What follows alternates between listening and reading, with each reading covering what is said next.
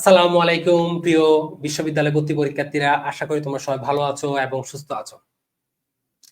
আজকে আমরা মূলত আলোচনা করব আমাদের গত ক্লাসের যে বাকি অংশটা ছিল সেই বিষয়গুলো নিয়ে আমরা আলোচনা করব। অর্থাৎ শেয়ার বাজার নিয়ে আমরা বিস্তারিত আলোচনা করব ইনশাআল্লাহ। অত্যন্ত গুরুত্বপূর্ণ একটা টপিক শেয়ার বাজার। শেয়ার বাজারের এই অধ্যায়টা আমরা সম্পূর্ণ আলোচনা করব, আজকে শেষ করব। গত ক্লাস আমরা শুরু করছিলাম মাত্র, এবং আমরা এই ছাড়া আমরা আজকে সমবায় সমিতি থেকে বাকি আরো অনেকগুলো অধ্যায় আমরা আলোচনা করার চেষ্টা করবো ইনশাআল্লাহ। তোমরা খুব দ্রুত আমার সাথে জয়েন করবে, আমরা একসাথে মিলে ক্লাসটা করবো ইনশাআল্লাহ। আমরা দেখতেছি আমাদের সাথে অনেকেই জয়েন করা শুরু করছে। আশা করবো তোমরা সবাই বাকিদেরকে একটু মেনশন করে দিবা, যাতে করে আমরা একসাথে মিলে সবাই ক্লাসটা করতে পারি। এখন আমাকে একটু কমেন্টে তোমরা জানাবা আমাকে ঠিকভাবে শোনা যাচ্ছে কিনা। সবাই একটু কমেন্টে জানাবা আমাকে ঠিকভাবে শোনা যাচ্ছে কিনা। ওয়ালাইকুম আসসালাম, অনেকে সালাম দিচ্ছে। আশা করি তোমরা সবাই খুব ভালো আছো। আশা করবো তোমরা সবাই খুব ভালো আছো। আমাদের সাথে অনেক দ্রুত অনেকেই জয়েন করে ফেলছে। আমরা আশা করবো খুব শীঘ্রই বাকি যারা আছো তারাও জয়েন করবো, আমরা একসাথে মিলে ইনশাআল্লাহ ক্লাসটি করবো। আমরা দেখতেছি আমাদের সাথে সবাই জয়েন করা শুরু করছে। আমরা গত ক্লাসে মূলত আমরা কোম্পানি সংগঠন নিয়ে বিস্তারিত আলোচনা করছি। আমরা জানি কোম্পানি সংগঠনটা অনেক বেশি ইম্পর্টেন্ট একটা অধ্যায়, যে অধ্যায় থেকে প্রায় প্রতি বছর 3 থেকে 4টা 5টা 6টা 7টা পর্যন্ত পরীক্ষায় প্রশ্ন হয়। এবং শেয়ার বাজার থেকে, শেয়ার বাজার এবং শেয়ারের প্রকারভেদ থেকেও আমরা জানি প্রতি বছর পরীক্ষায় প্রশ্ন হয়। সো আমরা শেয়ারের যে বাকি অংশটা বাকি ছিল সেটা নিয়ে আমরা আজকে বিস্তারিত আলোচনা করবো। এবং আমার এটাও বিশ্বাস তোমাদের পড়াশোনা সবার খুব ভালোভাবে যাচ্ছে এবং সময়টাও খুব ভালো যাচ্ছে। আমি যখন, আমার এখনো মনে পড়ছে যখন যে জার্নিটা ছিল, বিশ্ববিদ্যালয়ের জার্নি থাকালীন সময়ে রমজানটা, ঠিক তোমাদের মতো রমজানটা আমারও পাওয়া ছিল। তো রমজানে যেইভাবে পড়েছিলাম, রমজানে মানে ঘুমাইতাম না। পড়াটা আসলে করতাম কি রকম, সেহরির আগ পর্যন্ত। বিশেষ করে রাতের পড়াটা অনেক বেশি, একদম সবাই ঘুমাই যেত রাতে, দেখা যেত 11টা 12টা বা 3টা 4টা, সেহরির আগ পর্যন্ত খুব ভালোভাবে পড়াটা শেষ হইতো। এরপরে সেহরিকে নামাজ পড়ে ঘুমাইতাম একসাথে। ঠিক আছে, আমার মনে হয় তোমরা চাইলে বাকি সময়টা, যারা এখনো পর্যন্ত এইভাবে ব্যবহার করে, বাকি সময়টা এইভাবে ব্যবহার করতে পারবা। ঠিক আছে, একসাথে সেহরি শেষ করে নামাজ পড়ে তারপর ঘুম দিবা, ঘুম থেকে সকালে উঠে আবার তুমি পড়াশোনা শুরু করবে। আমার মনে হয় এটা হচ্ছে সবচেয়ে ভালো উপায়। আমি সবসময় চায়ের রাখতাম, চা রাখতাম পাশে, চাটা খাইতাম, খারাপ লাগলে চাটা খাইতাম, দেন আবার পড়াশোনা করতাম। এই হচ্ছে অবস্থা। সো আশা করবো তোমরাও ঠিক একইভাবে আসলে কন্টিনিউ করবা ইনশাল্লাহ। ভালো কিছু অপেক্ষা করছে সামনে, ভালো কিছু হবে আমার বিশ্বাস তোমাদেরকে দিয়ে। তবে এটা মনে রাখতে হবে যে শেষ পর্যন্ত লেগে থাকতে হবে, যে it's not over until it's over. শেষ হওয়ার আগে আসলে কোনো কিছু শেষ হয় না। যারা শেষ পর্যন্ত লেগে থাকে, চেষ্টা করে যায়, ইনশাল্লাহ তাদের জন্য ভালো কিছু হবে, হতে বাধ্য ইনশাল্লাহ। আমরা দেখতেছি আমাদের সাথে অনেকেই জয়েন করছে, ইনশাল্লাহ বাকিরাও খুব দ্রুত জয়েন করবো, আমরা খুব দ্রুত ক্লাসটা শুরু করে দিব। আমাকে ঠিকঠাক ভাবে শোনা যাচ্ছে কিনা একটু আবার একটু কমেন্টে জানাতো, সব ঠিকঠাক ভাবে আছে কিনা, ঠিকভাবে শোনা যাচ্ছে কিনা একটু কমেন্টে জানাতো আমাকে। সব সব ঠিকভাবে শোনা যাচ্ছে কিনা একটু কমেন্টে জানাতো তোমরা। ঠিকভাবে শোনা যাচ্ছে কিনা একটু কমেন্টে জানাতো।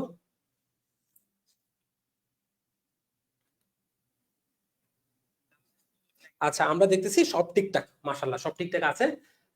ভেরি গুড, সব ঠিকঠাক আছে। আমরা শুরু করব। আমরা গত ক্লাসে সাধারণ শেয়ার এবং অগ্রাধিকার শেয়ারের দুইটা প্রকারভেদ আমরা আলোচনা করছিলাম। আমরা বলছিলাম, আমি একটু রিভিউ দিয়ে দিই, দেন আমি আবার বলছি, কারণ শেয়ারের প্রকারভেদ গুলো থেকে পরীক্ষা প্রশ্ন আসে, শেয়ারের প্রকারভেদ গুলো থেকে পরীক্ষা প্রশ্ন আসে। সো এখান থেকে পরীক্ষা প্রশ্ন আসবে, এটা হচ্ছে একদম কনফার্ম। ঠিক আছে, তুমি পরীক্ষা প্রশ্ন অবশ্যই পাবা। সো আমরা এখন যদি বলি, সাধারণ শেয়ার বলছে আমরা যে শেয়ারটা সবচেয়ে বেশি ব্যবহৃত হয়, সবচেয়ে বেশি জনপ্রিয়, সবচেয়ে বেশি মর্যাদাবান, যে শেয়ার হোল্ডাররা ভোটার অধিকার পেয়ে থাকে, পরিচালনায় অংশগ্রহণ করতে পারে, লাভ ক্ষতি বন্টন করে। ঠিক আছে, এটাকে আমরা বলছি সাধারণ শেয়ার। আর অগ্রাধিকার শেয়ার বলছি আমরা যে শেয়ারে, আমরা বলছিলাম যে শেয়ারের ক্ষেত্রে শেয়ার হোল্ডারগণ নির্দিষ্ট পরিমাণে লভ্যাংশ পায়। নির্দিষ্ট পরিমাণে কি পায়? লভ্যাংশ পেয়ে থাকে। সাধারণ শেয়ারের পূর্বে লভ্যাংশ পেয়ে থাকে, আমরা জানি ভোটার অধিকার এবং পরিচালনায় অংশগ্রহণ করতে পারে না। এবং এই অগ্রাধিকার শেয়ারে আমরা জানি ঋণপত্র এবং সাধারণ শেয়ার উভয়ের বৈশিষ্ট্য পাওয়া যায় বিদায় এটিকে হাইব্রিড মিশ্র বা সংকর জাতীয় শেয়ার বলা হয়। হাইব্রিড মিশ্র বা সংকর জাতীয় শেয়ার বলে কোন শেয়ারকে? অগ্রাধিকার শেয়ারকে। আর আমরা জানি কোম্পানি সর্বপ্রথম লভ্যাংশ প্রদান করে, কোম্পানি সর্বপ্রথম লভ্যাংশ প্রদান করে অগ্রাধিকার শেয়ার হোল্ডারদেরকে। ঠিক আছে, আমরা সেটা মনে রাখবো। আর কোম্পানি যেটা আয় করে সেটাকে বলছিলাম মুনাফা। আর কোম্পানির সর্বপ্রথম কোম্পানির মুনাফার প্রথম দাবিদার, যদি পরীক্ষা এইভাবে প্রশ্নটা হয়, আমরা জানি এইভাবে পরীক্ষা প্রশ্ন আসে, তখন আমরা দিব বন্ড হোল্ডার, ঋণদাতা অথবা পাওনাদার। দেখো, কোম্পানির মুনাফার প্রথম দাবিদার আসলে আমরা উত্তর দিব বন্ড হোল্ডার, ঋণদাতা বা পাওনাদার। ঠিক আছে, আর যদি পরীক্ষা আসে এভাবে আসে যে কোম্পানি কাদেরকে প্রথম লভ্যাংশ প্রদান করে, সেক্ষেত্রে আমরা দিব অগ্রাধিকার শেয়ার হোল্ডারদেরকে প্রথমে লভ্যাংশ প্রদান করে। আমরা জানি অগ্রাধিকার শেয়ার হোল্ডারদেরকে প্রথমে লভ্যাংশ প্রদান করে, তারপর পরবর্তীতে কি সাধারণ শেয়ার, আর সর্বশেষ কি বিলম্বিত শেয়ার। আমরা আজকে এখন আমরা বিলম্বিত শেয়ার নিয়ে আলোচনা করবো। আমরা এখন আলোচনা করবো কি নিয়ে? বিলম্বিত শেয়ার নিয়ে আলোচনা করবো। বিলম্বিত, এখানে আমরা জানি বিলম্ব মানে, আমি তোমাদেরকে আগেও বলছি যে যখন তুমি পড়াশোনা করবে একটু চিন্তা করে পড়বা, তোমার জন্য সহজ হয়ে যাবে।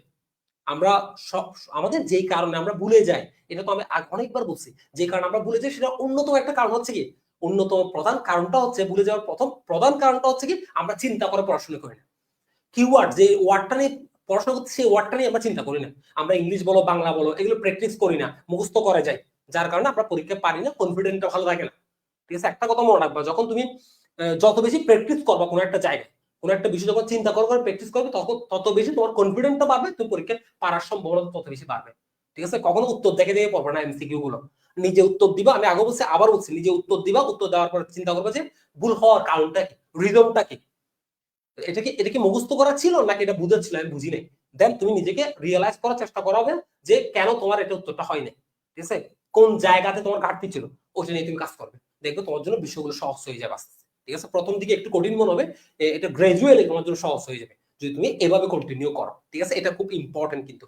আচ্ছা, বিলম্বিত মানে কি? আমরা বলছি বিলম্বিত মানে আমরা জানি সবার শেষে, বিলম্বিত মানে তো শেষে। তাহলে যেই বা যারা, যে শেয়ার হোল্ডারগণ, যে শেয়ারের ক্ষেত্রে শেয়ার হোল্ডারগণ সর্বশেষ লভ্যাংশ পেয়ে থাকে, সর্বশেষ মূলধন ফেরত পেয়ে থাকে, অর্থাৎ সবার শেষে লভ্যাংশ পায় আর মূলধন ফেরত পাওয়ার ক্ষেত্রে সবার শেষে, তাদেরকে বলা হচ্ছে বিলম্বিত শেয়ার। আর বিলম্বিত শেয়ার মূলত কাদের? আমরা জানি যারা প্রবর্তক, যারা কোম্পানির উদ্যোক্তা, ওরা যে শেয়ারটা নেয় ওই শেয়ারটাকে বলা হচ্ছে কি বিলম্বিত শেয়ার। তাই এটিকে বিলম্বিত শেয়ার বা প্রবর্তকের শেয়ারও বলা হয়। এটিকে কি বলা হয়? বিলম্বিত শেয়ার বা প্রবর্তকের শেয়ারও বলা হয়। দেখো দেখো, অগ্রাধিকার শেয়ার এবং সাধারণ শেয়ারের পরে লভ্যাংশ বন্টন এবং মূলধন দেওয়া হয়। আচ্ছা, সর্বশেষ মুনাফা এবং মূলধন ফেরত পায়। এরপর দেখো, এই ধরনের শেয়ার প্রবর্তক, পরিচালক, দায় গ্রাহকদের মধ্যে বন্টন করা হয়। তাহলে কাদের মধ্যে বন্টন করা হয়? প্রবর্তক, পরিচালক এবং দায় গ্রাহকদের, আন্ডার রাইটার বা দায় গ্রাহক বা অবলেখক যাদেরকে বলা হয়, তাদেরকে বন্টন করে দেওয়া হয়। তাহলে দেখো, বিলম্বিত শেয়ার কে কোন ধরনের শেয়ার বলা হয়? আমরা উত্তর দিব প্রবর্তকের শেয়ার। বিলম্বিত শেয়ার কে কোন ধরনের শেয়ার বলা হয়? আমরা উত্তর দিব প্রবর্তকের শেয়ার।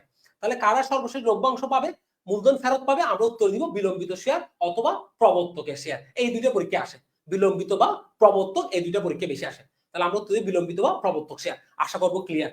আমরা আশা করবো তোমরা বাকি যারা এখনো পর্যন্ত আমাদের সাথে জয়েন করো নাই, আমরা আশা করবো তারাও আমাদের সাথে খুব একসাথে জয়েন করবো। আমাদের ক্লাস তো আমরা আরো অনেক সময় বাকি আছে, তো আমরা আশা করবো আমরা একসাথে মিলে ক্লাসটা করবো। আমি তোমাদেরকে আবার বলছি যে ক্লাস যখন লাইভে ক্লাসটা শেষ করবে তখন তোমার জন্য সুবিধা, আমার সাথে মুখে মুখে বলবা, তোমার রিভিশনটা হয়ে যাবে, মুখে মুখে শেষ হয়ে যাবে, বাসায় আর কষ্ট করার দরকার নাই, কোনো কিছু লিখার দরকার নেই। আমি আবার বলছি, আমার ক্লাস কোনো কিছু লিখার দরকার নেই, তুমি মুখে মুখে বলবা আমার সাথে। ঠিক আছে, তোমাকে আমি পিডিএফ দিয়ে দিব, সমস্যা নেই, কিন্তু তোমার মুখে মুখে বললো তোমার ক্লাস শেষ হয়ে যাবে। তুমি জাস্ট আমি কিভাবে পড়ানোর চেষ্টা করছি সেটা বুঝার চেষ্টা করবা, আর কোনো কিছুই না। ঠিক আছে, আচ্ছা এবার দেখো, বোনাস বা অধিবৃত্তি শেয়ার। বোনাস শেয়ার কি? আমরা জানি বোনাস শেয়ার কেন দেওয়া হয়, একটু আর বলি। আমরা জানি লভ্যাংশ দেওয়া হয় দুইভাবে, একটা হচ্ছে নগদ টাকায়, একটা হচ্ছে শেয়ার। লভ্যাংশ কয়ভাবে দেওয়া হয়? একটা হচ্ছে, একটাকে বলা হচ্ছে স্টক লভ্যাংশ বলা হয়, আরটাকে ক্যাশ ডিভিডেন্ড বলা হয় বা ক্যাশ লভ্যাংশ বলা হয়, নগদ লভ্যাংশ বলা হয়। লভ্যাংশ কয়ভাবে দেওয়া হয়? দুইভাবে, একটা হচ্ছে নগদ টাকায় দেওয়া হয়, আরটা হচ্ছে শেয়ারের মাধ্যমে দেওয়া হয়। তাহলে লভ্যাংশ না দিয়ে যখন শেয়ার দেওয়া হয় তখন সেটাকে বলা হচ্ছে কি বোনাস শেয়ার। তাহলে লভ্যাংশের পরিবর্তে কোন শেয়ার দেওয়া হয়? আমরা উত্তর দিব বোনাস শেয়ার।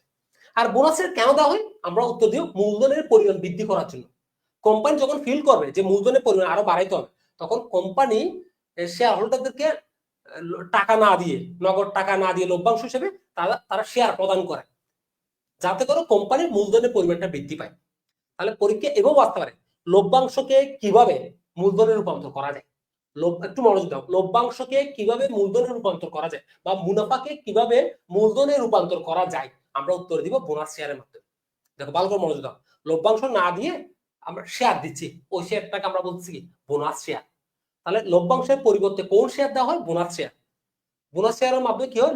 মূলধন বৃদ্ধি পায়। তার মানে কি? তার মানে হচ্ছে লভ্যাংশকে মূলধনে রূপান্তর। লভ্যাংশ কিসের রূপান্তর? লভ্যাংশকে মূলধনে রূপান্তর করা হয় কোনটির মাধ্যমে? আমরা উত্তর দিব বোনাস শেয়ারের মাধ্যমে। বোনাস শেয়ার কাদেরকে দেওয়া হয়? বর্তমান শেয়ার হোল্ডারদেরকে দেওয়া হয়। কাদেরকে দেওয়া হয়? বর্তমান শেয়ার হোল্ডারদেরকে দেওয়া হয়। বর্তমান শেয়ার হোল্ডারদেরকে দেওয়া হয় কি বোনাস শেয়ারটা বর্তমান শেয়ার হোল্ডারদেরকে দেওয়া হয়। তাহলে পরীক্ষা আসে বোনাস শেয়ার কাদেরকে দেওয়া হয়? আমরা উত্তর দিব বর্তমান শেয়ার হোল্ডারদেরকে। যেহেতু বর্তমান শেয়ার হোল্ডারদেরকে দেওয়া হয়, তার মানে হচ্ছে শেয়ার হোল্ডারদের সংখ্যাটা কি থাকবে, অপরিবর্তিত থাকবে, তবে শেয়ারের পরিমাণটা বৃদ্ধি পাবে। তাহলে কোন শেয়ারের মাধ্যমে শেয়ার হোল্ডারদের সংখ্যাটা অপরিবর্তিত থাকে কিন্তু শেয়ারের পরিমাণটা বৃদ্ধি পায়? আমরা জানি সেটা হচ্ছে দুইটা, একটা হচ্ছে বোনাস শেয়ার আর একটা হচ্ছে রাইট শেয়ার বা অধিকার শেয়ার। ঠিক আছে, আশা করবো তোমাদের বোনাস শেয়ারটা ক্লিয়ার। এটা খুবই ইম্পর্টেন্ট, আমি বলছি এখান থেকে পরীক্ষা প্রশ্ন আসবেই, প্রায় সময় এখান থেকে পরীক্ষা প্রশ্ন আসে। আর তোমরা জানো শেয়ারটা তোমাদের ম্যানেজমেন্টও যেমন গুরুত্বপূর্ণ, যারা রাজশাহী বিশ্ববিদ্যালয়ে ভর্তি পরীক্ষা দিবে তাদের জন্য আবার এটা ফাইন্যান্সের ক্ষেত্রেও গুরুত্বপূর্ণ। ফাইন্যান্সও কিন্তু এই শেয়ারের মধ্যে আছে। ঠিক আছে, তার মানে এখান থেকে পরীক্ষা প্রশ্ন আসবে, এটা মাস্ট, এখানে পরীক্ষা প্রশ্ন আসবে ইনশাআল্লাহ। সো একটু মনোযোগী থাকবে। আমি আবার বলছি, আমি প্রত্যেকটা গুরুত্বপূর্ণ বিষয়গুলো নিয়ে ক্লাসে বলবো, তোমরা হয়তো কমেন্ট করবে না, বাকিদের সময় নষ্ট হবে, তোমারও কনসেন্ট্রেশনটা নষ্ট হবে। ঠিক আছে, আশা করবো সবার ক্লিয়ার। আমাকে একটু কমেন্টে জানাও তো বোনাস শেয়ারটা সবার 100% ক্লিয়ার কিনা। বোনাস শেয়ারটা সবার 100% ক্লিয়ার কিনা কমেন্টে জানাও। বোনাস শেয়ারটা সবার 100% ক্লিয়ার কিনা। আমি আবার লভ্যাংশের পরিবর্তে যে শেয়ার দেওয়া হয় তাকে বোনাস শেয়ার বলে। ঠিক আছে, লভ্যাংশের পরিবর্তে দেওয়া হয়। ঠিক আছে, এটার মাধ্যমে কি বৃদ্ধি পায়, মূলধনের পরিমাণ বৃদ্ধি পায়। তার মানে কি লভ্যাংশকে মূলধনে রূপান্তর করা যায় কোনটির মাধ্যমে, বোনাস শেয়ারের মাধ্যমে। ঠিক আছে, কোনটির মাধ্যমে, বোনাস শেয়ারের মাধ্যমে। আর বোনাস শেয়ার কাদেরকে দেওয়া হয়, বর্তমানে শেয়ার হোল্ডারদেরকে দেওয়া হয়, এবং এটির ফলে শেয়ার সংখ্যাটা বৃদ্ধি পায় কিন্তু শেয়ার হোল্ডারদের সংখ্যাটা অপরিবর্তিত থাকে। আশা করবো সবার ক্লিয়ার, সবাই একদম 100% ক্লিয়ার। একটু মনোযোগী থাকবে, আমি আবার বলছি তোমরা মনোযোগী থাকলে 100% ক্লিয়ার ইনশাল্লাহ হবে। হ্যাঁ, লভ্যাংশ না দিয়ে শেয়ার দিলে একজন লিখেছে। আচ্ছা, ভেরি গুড। আমি আবার তোমাদের মনোযোগটা বেশি ইম্পর্টেন্ট আমার কাছে, তোমরা মনোযোগ দিলে একদম 100% ক্লিয়ার হবে ইনশাআল্লাহ। তাহলে দেখো আমরা এখানে তো বলছি এটা যেমন অবন্টিত মুনাফাকে, এটা কি এই যে মুনাফাকে মূলধনে রূপান্তর করা বা লভ্যাংশকে মূলধনে রূপান্তর করা হয় বোনাস শেয়ারের মাধ্যমে। ঠিক আছে, কোন শেয়ারের মাধ্যমে, বোনাস শেয়ার। এটা আমরা জানি এটা লভ্যাংশের পরিবর্তে দেওয়া হয়, বিনামূল্যে দেওয়া হয়। ঠিক আছে, লভ্যাংশের পরিবর্তে এটা বর্তমান শেয়ার মালিকদেরকে দেওয়া হয়। ঠিক আছে, এটি শেয়ার মূলধন বাড়ে কিন্তু শেয়ার হোল্ডারদের সংখ্যা বৃদ্ধি পায় না। ঠিক আছে, বা অপরিবর্তিত থাকে। জাস্ট এই বিষয়গুলো একটু মনে রাখবা, ইম্পর্টেন্ট, এখান থেকে পরীক্ষা আসবে ইনশাল্লাহ। বোনাস শেয়ার তো অন্য একটা কি নাম রাখা, অধিবৃত্তি শেয়ার। অধিবৃত্তি শেয়ার এটাও মনে রাখবা। অন্য আমি বলছি এই নামও পরীক্ষা আসতে পারে, এই নামও পরীক্ষা আসছে আগে, অধিবৃত্তি শেয়ার। আমাকে সেটা মনে রাখতে হবে, বোনাস শেয়ার বা অধিবৃত্তি শেয়ার, এই নামটাও পরীক্ষা থাকতে পারে। অধিবৃত্তি শেয়ার, বোনাস হচ্ছে ইংলিশ আর বাংলা হচ্ছে অধিবৃত্তি শেয়ার। এবার সে আংকিক মূল্যের শেয়ার, আংকিক মূল্যের শেয়ার, এটাকে বলা হচ্ছে নো পার ভ্যালু শেয়ার। এখানে তো বলাই আছে, দেখো আংকিক মূল্যের শেয়ার বা নো পার ভ্যালু শেয়ার। তাহলে দেখো এখানে বলাই আছে, আমি আবার তোমরা একটু চিন্তা করলে বুঝতে পারবা, এখানে বলাই আছে দেখো নো পার ভ্যালু, অর্থাৎ যার আংকিক মূল্য থাকে না বা লিখিত মূল্য থাকে না, যে শেয়ারের লিখিত মূল্য থাকে না, যে শেয়ারের কি থাকে না, লিখিত মূল্য থাকে না, তাকে বলা হচ্ছে কি অনাকাঙ্ক্ষিক মূল্যের শেয়ার। আংকিক মূল্য বা লিখিত মূল্য থাকে না, বা নো পার ভ্যালু শেয়ার, এখানে লেখা আছে নো পার ভ্যালু শেয়ার। এটি একটি বিশেষ ধরনের শেয়ার, এই ধরনের শেয়ার বাংলাদেশে নাই। এটি বিশেষ বিশেষ প্রকারের শেয়ার। পরীক্ষায় প্রশ্ন আসছিল নিচের কোনটি বিশেষ প্রকারের শেয়ার, অপশনে ছিল নো পার ভ্যালু শেয়ার। ঠিক আছে, তাহলে এটি একটি বিশেষ প্রকারের শেয়ার। এটি উৎপত্তি যুক্তরাষ্ট্রে, এটি বাংলাদেশে নাই। সম্পদ থেকে দায় বাদ দিয়ে এই শেয়ারের মূল্য নির্ধারণ করা হয়, সম্পদ থেকে দায় বাদ দিয়ে এই শেয়ারের মূল্য নির্ধারণ করা হয়। তাহলে দেখো আংকিক মূল্য বা লিখিত মূল্য পূর্ব থেকে নির্দিষ্ট থাকে না। ঠিক আছে, সম্পদ থেকে দায় বাদ দিয়ে, আগে থেকে মূল্য নির্ধারণ থাকে না, সম্পদ থেকে দায় বাদ দিয়ে এই শেয়ারের মূল্য নিরূপণ করা হয়। ঠিক আছে, পরীক্ষা আসতে পারে আগে থেকে শেয়ারের মূল্য নির্দিষ্ট থাকে না, কোন শেয়ারে, আংকিক মূল্যের শেয়ার বা নো পার ভ্যালু শেয়ার। ঠিক আছে, সম্পদ থেকে দায় বাদ দিয়ে কোন শেয়ার মূল্য নির্ধারণ করে, নো পার ভ্যালু শেয়ার বা অনাকাঙ্ক্ষিক মূল্যের শেয়ার। যুক্তরাষ্ট্রে এই শেয়ারের প্রচলিত আছে, বাংলাদেশের প্রচলন নাই। এটি একটি বিশেষ প্রকারের শেয়ার, বিশেষ ধরনের শেয়ার, বিশেষ ধরনের শেয়ার।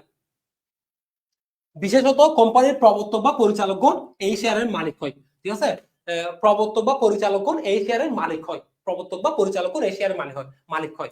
এখানে তো বলাই আছে নো পার ভ্যালু শেয়ার, যার লিখিত মূল্য থাকে না বিধে এটাকে নো পার ভ্যালু শেয়ার বলা হয়, বা আংকিক মূল্য নির্দিষ্ট থাকে না, সম্পদ থেকে দায় বাদ দিয়ে নির্ধারণ করা হয়। বিশেষ প্রকারের শেয়ার যুক্তরাষ্ট্রে এটি উৎপত্তি। এটি মূলত কাদের জন্য, এটা হচ্ছে পরিচালক এবং প্রবর্তকরা নিয়ে থাকে এই ধরনের শেয়ারটা। এই ধরনের শেয়ারটা মূলত কাদের, কোম্পানির প্রবর্তক বা পরিচালক এই ধরনের শেয়ারের মালিক হয়, এই ধরনের শেয়ারের মালিক হয়। সবাই 100% ক্লিয়ার কিনা বলো, সবাই 100% ক্লিয়ার কিনা বলো, এটা অনাকাঙ্ক্ষিক মূল্যের শেয়ারটা সবার 100% ক্লিয়ার কিনা বলো, সবার 100% ক্লিয়ার কিনা বলো। আচ্ছা, তোমাদের একটু বড় রাখি, তোমরা তো জানো আমার দুইটা বই আছে অলরেডি, একটা হচ্ছে ফাইন্যান্স মেসেঞ্জার আর একটা হচ্ছে বিজনেস মেসেঞ্জার। তোমরা জানো ফাইন্যান্স মেসেঞ্জার এবং বিজনেস মেসেঞ্জার বই দুটি অনেক অত্যন্ত জনপ্রিয় দুটি বই।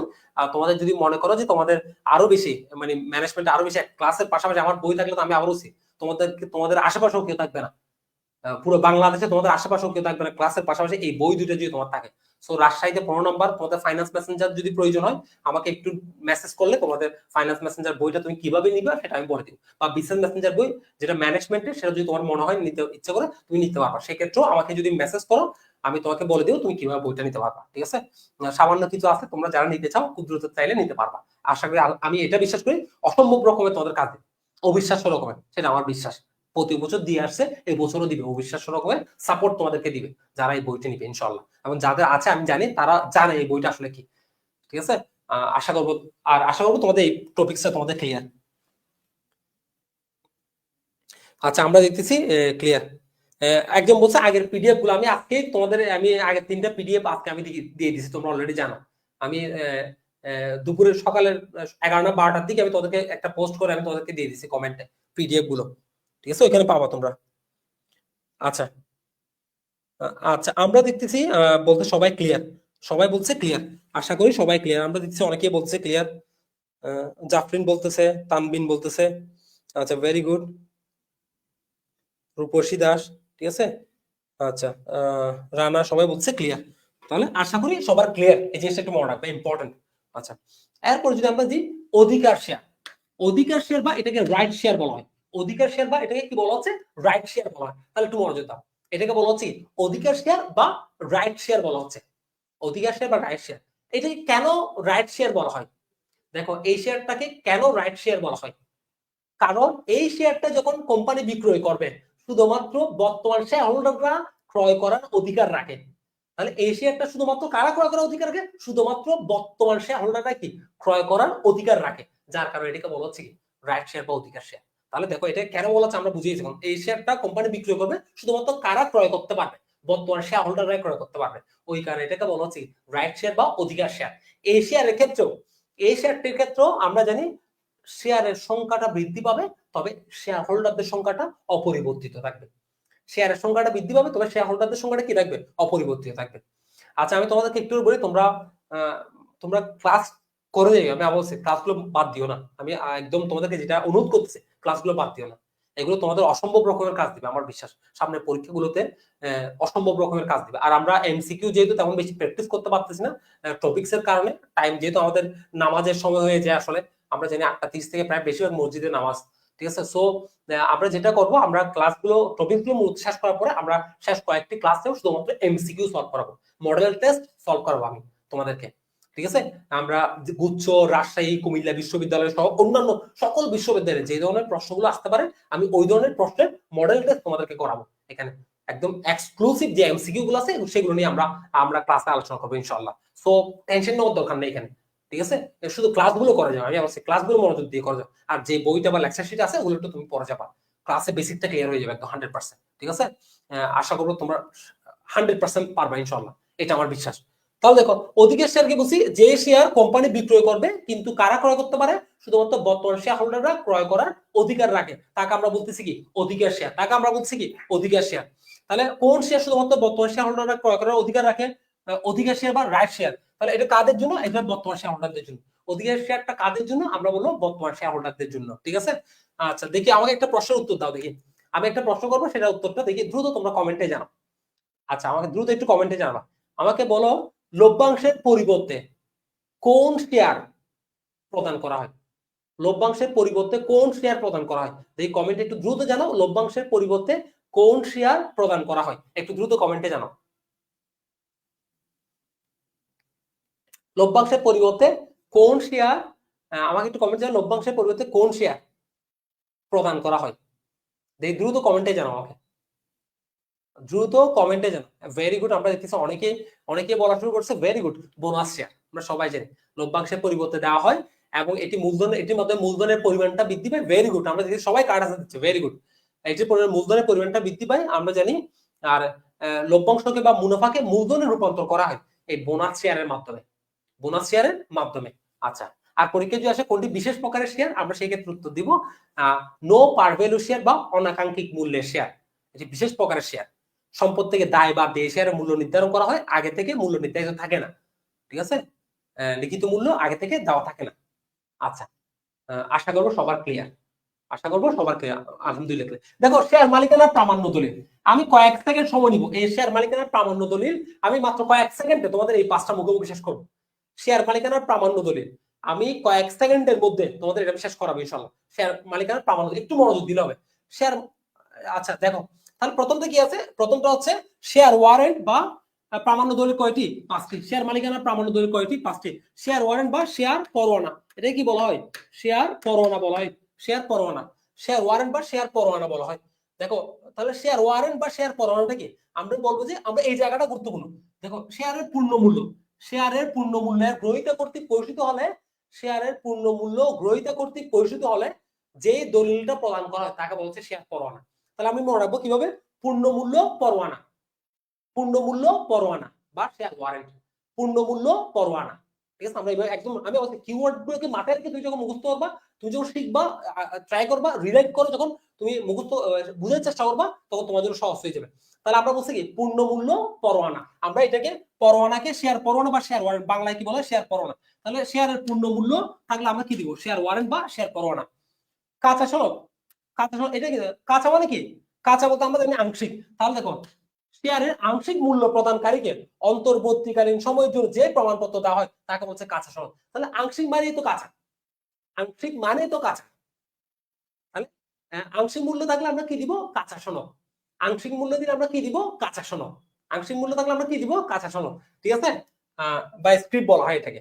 তাহলে শেয়ার সার্টিফিকেট ইস্যু করার পূর্বে শেয়ারের আংশিক মূল্য প্রদানকারীকে অন্তর্বর্তীকালীন সময়ের জন্য যে প্রমাণপত্র দেওয়া হয় তাকে বলা হচ্ছে কি কাঁচা সনদ। তাকে কি বলা হচ্ছে কি? কাঁচা সনদ। তাহলে পূর্ণ মূল্য থাকলে পরোয়ানা বা শেয়ার ওয়ারেন্ট, আংশিক মূল্য থাকলে কি? কাঁচা সনদ। আংশিক মানে তো কাঁচা। এবার দেখো, এবার শেয়ার সার্টিফিকেট, সার্টিফিকেটটা আসলে কি? শেয়ার সার্টিফিকেটটা বলা হচ্ছে শেয়ার মালিকানার প্রধান প্রামাণ্য দলিল, অন্যতম প্রধান প্রামাণ্য দলিল শেয়ার সার্টিফিকেট। আমরা জানি আমরা যখন এসএসসি এইচএসসি পরীক্ষা পাস করার পরে আমাদের মোট যে আমরা পাস করছি এটার প্রধান প্রামাণ্য দলিল কোনটি? আসলে সার্টিফিকেট। ঠিক একইভাবে তুমি যে শেয়ারের মালিক সেটার প্রধান প্রামাণ্য দলিল কোনটি? Share certificate. শেয়ার সার্টিফিকেট বা শেয়ার সনদ, সেটার প্রধান দলিল কোনটি? শেয়ার সার্টিফিকেট বা শেয়ার সনদ। তাহলে দেখো শেয়ার সার্টিফিকেট বা শেয়ার সনদ হচ্ছে কি? শেয়ার মালিকানার মুখ্য দলিল বা প্রধান দলিল। ঠিক আছে, এটি এটি শেয়ার বন্টনের 3 মাসের মধ্যে এবং হস্তান্তরের 2 মাসের মধ্যে শেয়ার গ্রহীতাকে প্রদান করা হয়। দেখো তাহলে শেয়ার সার্টিফিকেটটা কখন প্রদান করা হয়? শেয়ার বন্টনের 3 মাসের মধ্যে। পরীক্ষা আসে, কিন্তু পরীক্ষা আসবে এভাবে, শেয়ার সার্টিফিকেট শেয়ার বন্টনের কয় মাসের মধ্যে? আমরা উত্তর দিব 3 মাস। আমরা উত্তরে কি দিব? 3 মাস। আর পরীক্ষা আসতে পারে শেয়ার হস্তান্তরের কয় মাস? শেয়ার হস্তান্তরের 2 মাস। শেয়ার হস্তান্তরের কয় মাস? 2 মাস। দেখো এটা মনে রাখবা কিভাবে? বন্টনটা তো আগে হয়। ধরো তোমরা তোমরা যারা ক্লাস করতেছো সবাই সবাই হচ্ছে আমার শেয়ার গুলো সবাই কিনতেছো, সবাইকে আমি শেয়ার বন্টন করে দিচ্ছি। ধরো সবাইকে শেয়ার বন্টন করে দিচ্ছি, তোমাদের সবাইকে আমি শেয়ার বন্টন করে দিচ্ছি। তো তোমরা কয়টা পাবা সেটা বন্টন বন্টন করতেছি, যে তোমরা কয়টা পাবা সেটা। এই বন্টন করার কয় মাসের মধ্যে তোমাদেরকে সার্টিফিকেট দিতে হবে? 3 মাসের মধ্যে। আবার এখন বন্টনকৃত শেয়ার তোমাদেরকে আমি হস্তান্তর করে দিচ্ছি, তোদের প্রত্যেককে আমি শেয়ারটা বন্টনকৃত শেয়ার গুলো তোমাদের যার যার নামে যতটা বন্টন আছে প্রত্যেকটা আমি হস্তান্তর করেছি। এই হস্তান্তর করে দেওয়ার কয় মাসের মধ্যে তোমাদেরকে সার্টিফিকেট দিতে হবে? 2 মাসের মধ্যে। কয় মাসের মধ্যে? 2 মাসের মধ্যে। তাহলে শেয়ার সার্টিফিকেট হচ্ছে প্রধান দলিল, এটি শেয়ার বন্টনের 3 মাসের মধ্যে দিতে হয় আর হস্তান্তরের 2 মাসের মধ্যে। একজন একটু কমেন্টে লিখে দাও বন্টনের 3 মাস, হস্তান্তরের 2 মাস। মনে থাকবে, বন্টনের 3 মাস আর হস্তান্তরের কয় মাসের মধ্যে? 2 মাসের মধ্যে শেয়ার সার্টিফিকেট দিতে হয়। আচ্ছা, এবার দেখো ক্ষতিপূরণ পত্র। কোনো কিছু হারিয়ে গেলে তো ক্ষতিপূরণ পত্র, ক্ষতিপূরণ দিতে হয়, আমরা সবাই জানি। কোনো কিছু হারিয়ে গেল, দেখো শেয়ার সার্টিফিকেট হারানো গেলে, শেয়ার সার্টিফিকেট হারানো গেলে তার প্রতিলিপি লাভের জন্য শেয়ার মালিককে লিখিত প্রতিশ্রুতিতে স্বাক্ষর করতে হয়। এই প্রতিশ্রুতিকে বলা হচ্ছে কি? ক্ষতিপূরণ পত্র। ঠিক আছে, আমরা জানি হারিয়ে গেলেই তো ক্ষতিপূরণ পত্র দিতে হয়। যদি শেয়ার সার্টিফিকেট হারানো যায় সেই ক্ষেত্রে শেয়ার মালিককে লিখিত যে প্রতিশ্রুতি পত্র দিতে হয় তাকে বলা হচ্ছে কি? ক্ষতিপূরণ পত্র। তাকে বলা হচ্ছে কি? ক্ষতিপূরণ পত্র। তাহলে আমরা জানি কোনো কিছু হারিয়ে গেলে ক্ষতিপূরণ পত্র দিতে, ক্ষতিপূরণ দিতে হয়। আমরা এভাবে চিন্তা করলে আমাদের জন্য খুব সহজে মনে রাখা সম্ভব। তাহলে শেয়ার সার্টিফিকেট হারিয়ে গেলে শেয়ার মালিকদের যে প্রতিশ্রুতি পত্র দিতে হয় তাকে বলা হচ্ছে কি? ক্ষতিপূরণ পত্র। ক্ষতিপূরণ পত্র। আশা করবো ক্লিয়ার। আর লভ্যাংশ পরোয়ানা কি? এটাও পরীক্ষা আসে, যেটার মাধ্যমে লভ্যাংশ সংগ্রহ করবে, যেই দলিলের মাধ্যমে লভ্যাংশ সংগ্রহ করতে হয় তাকে বলা হচ্ছে কি লভ্যাংশ পরোয়ানা। তাহলে যেই দলিলের মাধ্যমে লভ্যাংশ সংগ্রহ করতে হয় তাকে বলা হচ্ছে কি লভ্যাংশ পরোয়ানা। দেখো খুব সহজে এই 5টা শেষ হয়ে গেছে, একদম খুব সহজে। তাহলে আমি দেখি পরীক্ষায় আসলে আমি পারবো কিনা। পরীক্ষা আসবে শেয়ার মালিকানার প্রামাণ্য দলিল কয়টি, আমরা উত্তর দিব 5টি। সবচেয়ে প্রধান দলিল কোনটি, সবচেয়ে প্রধান প্রামাণ্য দলিল কোনটি, আমরা উত্তর দিব শেয়ার সার্টিফিকেট বা শেয়ার সনদ। এটি বন্টনের কয় মাসের মধ্যে দিতে হয়, আমরা উত্তর দিব 3 মাসের মধ্যে। হস্তান্তরের কয় মাসের মধ্যে, আমরা উত্তর দিব 2 মাসের মধ্যে। পরীক্ষা স্তরে শেয়ারের পূর্ণ মূল্য গ্রহীতা, পূর্ণ মূল্য থাকলে আমি কি বলছি, পূর্ণ মূল্য থাকলে আমরা কি বলছি শেয়ার পরোয়ানা, পূর্ণ মূল্য পরোয়ানা বা শেয়ার ওয়ারেন্ট, শেয়ার ওয়ারেন্ট। আর আংশিক মূল্য গ্রহীতা বলছি কি, আংশিক মূল্য প্রদান করলে কি দেওয়া হয়, আংশিক মূল্য হলে কাঁচা সনদ, আংশিক মানেই তো কাঁচা, কাঁচা সনদ।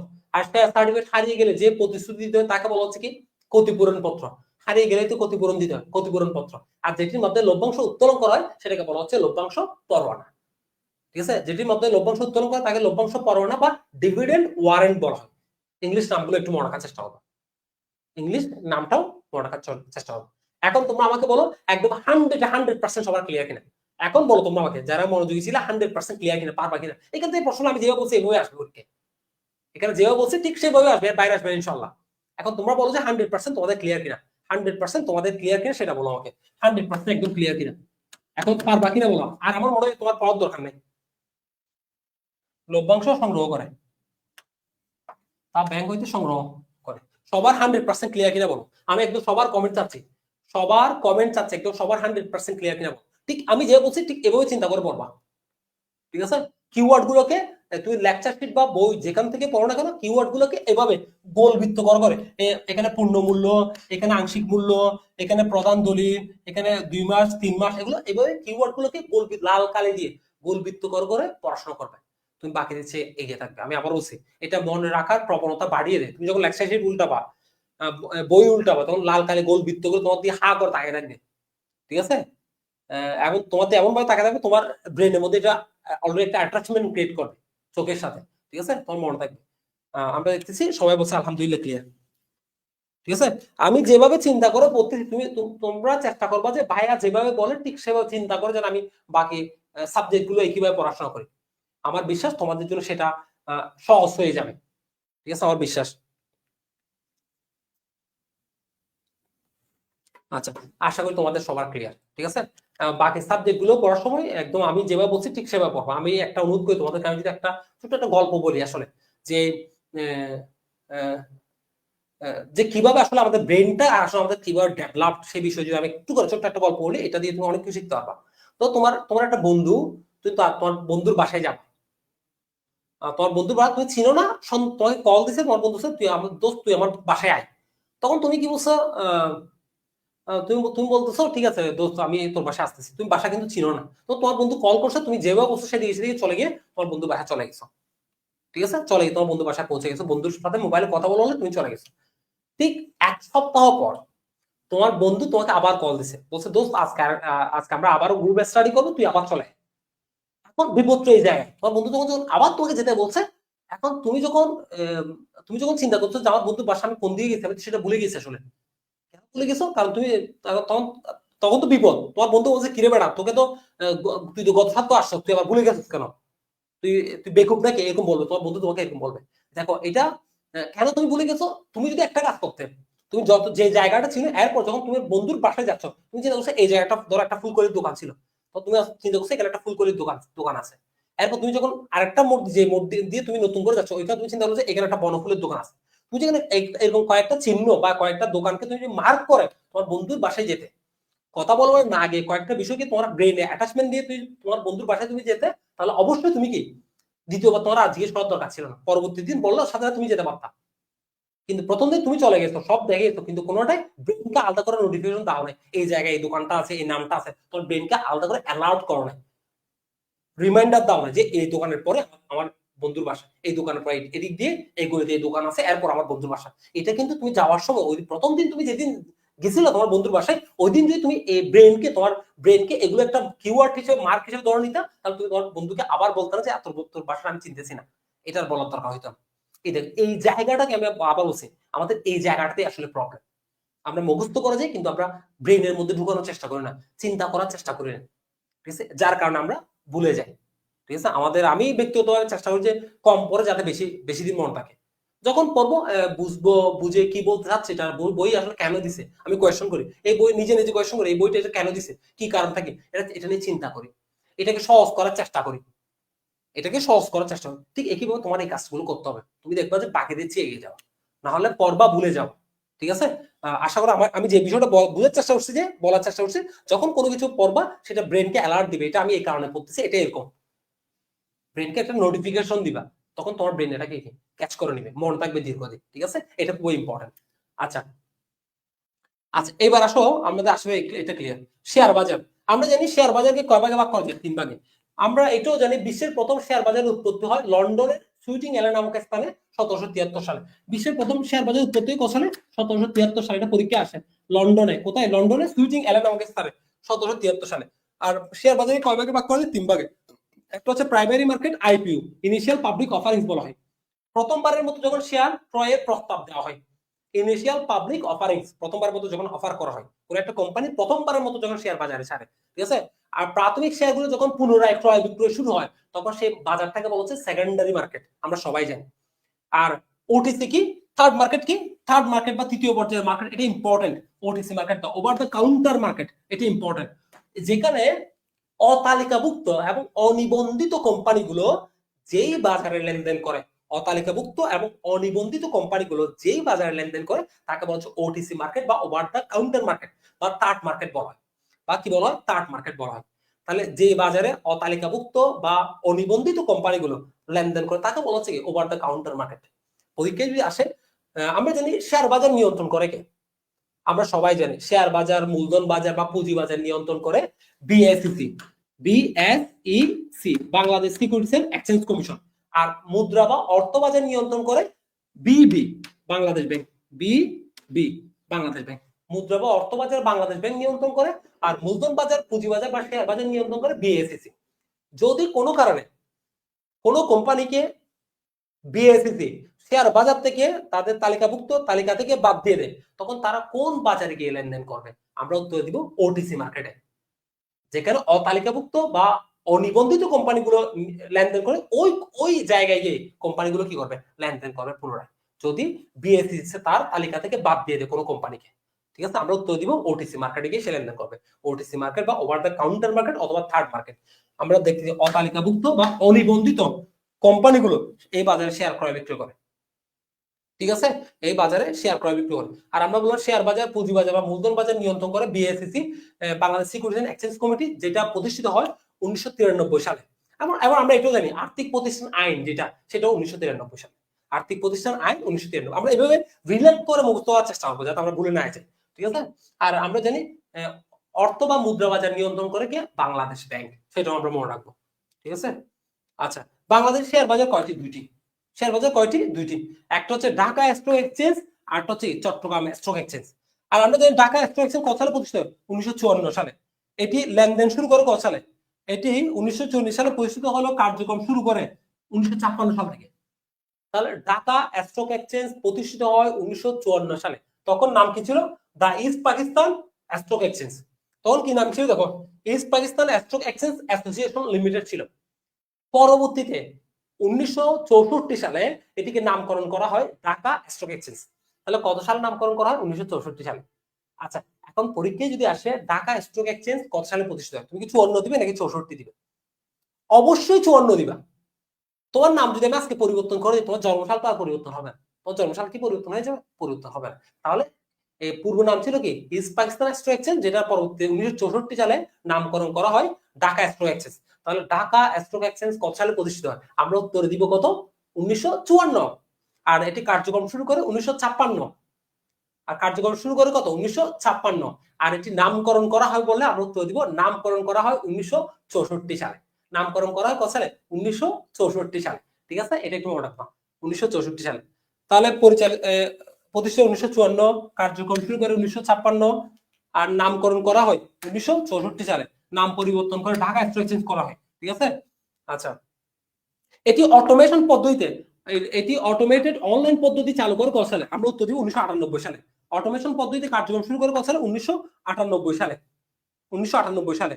আর 2004 সালে সেন্ট্রাল ডিপোজিটরি সিস্টেম উদ্বোধন করে। সেন্ট্রাল ডিপোজিটরি সিস্টেম এটা মানে কি? সিডিএস। এটা কি বলে কি? CDS, central depository system, CDS. এটা কি আসলে? হ্যাঁ, সিডিএস এটা কি? সিডিএস বা সেন্ট্রাল ডিপোজিটরি সিস্টেমটা কি? আমরা জানি ইলেকট্রনিক পদ্ধতিতে শেয়ার সংরক্ষণ এবং স্থানান্তর করাকে ডিপোজিটরি বলে। তাহলে আমার সাথে বলো, সবাই আমার সাথে বলো, ইলেকট্রনিক পদ্ধতিতে একসাথে। আমি আবার বলছি, যখন তোমরা আমার সাথে মুখে মুখে শেষ করবে সেটা হচ্ছে বেস্ট। আমার ক্লাসটা তোমার জন্য তখনই সবচেয়ে ভালো হবে, ভালো ফিল হবে যখন তুমি আমার সাথে মুখে মুখে শেষ করবা। তাহলে আমার সাথে বলো সবাই একটু করে, যখন ইলেকট্রনিক পদ্ধতিতে, সবাই একসাথে বলো, যখন অফলাইনে ক্লাস নিই এভাবে পড়াই, মানে মুখে মুখে অনেক কিছু শেষ করার চেষ্টা করি, ঠিক আছে? ঠিক একইভাবে আমার সাথে বলো, যখন ইলেকট্রনিক পদ্ধতিতে শেয়ার ক্রয় বিক্রয় এবং স্থানান্তর করা হয়, ওই পদ্ধতিকে বলা হয় ডিপোজিটরি। তাহলে যেই পদ্ধতিতে ইলেকট্রনিক উপায়ে শেয়ার সংরক্ষণ এবং স্থানান্তর করা হয় তাকে বলা হচ্ছে ডিপোজিটরি, ঠিক আছে? আমরা জানি বর্তমান শেয়ারকে ইলেকট্রনিক শেয়ারও বলা হয়, ঠিক আছে? কারণ এটি ইলেকট্রনিক পদ্ধতিতে শেয়ার ক্রয় বিক্রয় এবং স্থানান্তর হয় বিধায় এটাকে বলা হয় কি? ডিপোজিটরি বলা হয় বা সেন্ট্রাল ডিপোজিটরি সিস্টেম বলা হয়, যেখানে ইলেকট্রনিক পদ্ধতিতে শেয়ার ক্রয় বিক্রয় স্থানান্তর এবং সংরক্ষণ করা হয়, ঠিক আছে? এটি চালু করে কত সালে? 2004 সালে। 2004 সালে এটি চালু করে কত সালে? ঢাকা স্টক এক্সচেঞ্জ ডিপোজিটরি 2004 সালে। আর ডিপোজিটরি আইন হচ্ছে 1999। ডিপোজিটরি আইন কত? 1999। ডিপোজিটরি আইন, একটা আইন আছে, আইনটা হচ্ছে 1999। অটোমেশন পদ্ধতি 1998। আশা করি ক্লিয়ার। চট্টগ্রাম স্টক এক্সচেঞ্জ দেখো, এটি প্রতিষ্ঠিত হয় 1995 সালে। এটি অনলাইন ভিত্তিক কার্যক্রম শুরু করে, ট্রেডিং সিস্টেম শুরু করে 2004 সালে। এটি প্রতিষ্ঠিত হয় কত সালে? 1995 সালে। আর অটোমেশন বা অনলাইন পদ্ধতি চালু করে 2004 সালে। এটা মনে রাখবা। আচ্ছা, Bangladesh securities and exchange commission, BSEC. Bangladesh securities and exchange commission, আমরা জানি এটি প্রতিষ্ঠিত হয় 1993 সালে। এটি তখন নাম ছিল কি? এসইসি। পরবর্তীতে 2012 সালে এটার নামকরণ করা হয় কি? বিএসইসি। তাহলে বিএসইসি প্রতিষ্ঠিত হয় কত সালে? 1993 সালে। আর নামকরণ করা হয় 2012 সালে। 2000 নাম, এই নামকরণটা করা হয় বিএসইসি, অর্থাৎ বিটা নিয়ে আসা, বাংলাদেশটা নিয়ে আসা শুরুতে। এটা কত সালে? 2012 সালে। 2012 সালে। আচ্ছা আচ্ছা, এতটুকু পর্যন্ত সবার ক্লিয়ার কিনা বলো? তোমাদের সবাই একটু কমেন্টে জানাবা যে এতটুকু পর্যন্ত তোমাদের ক্লিয়ার কিনা। আমাকে একটু কমেন্টে জানাও এতটুকু পর্যন্ত তোমাদের ক্লিয়ার কিনা। আচ্ছা,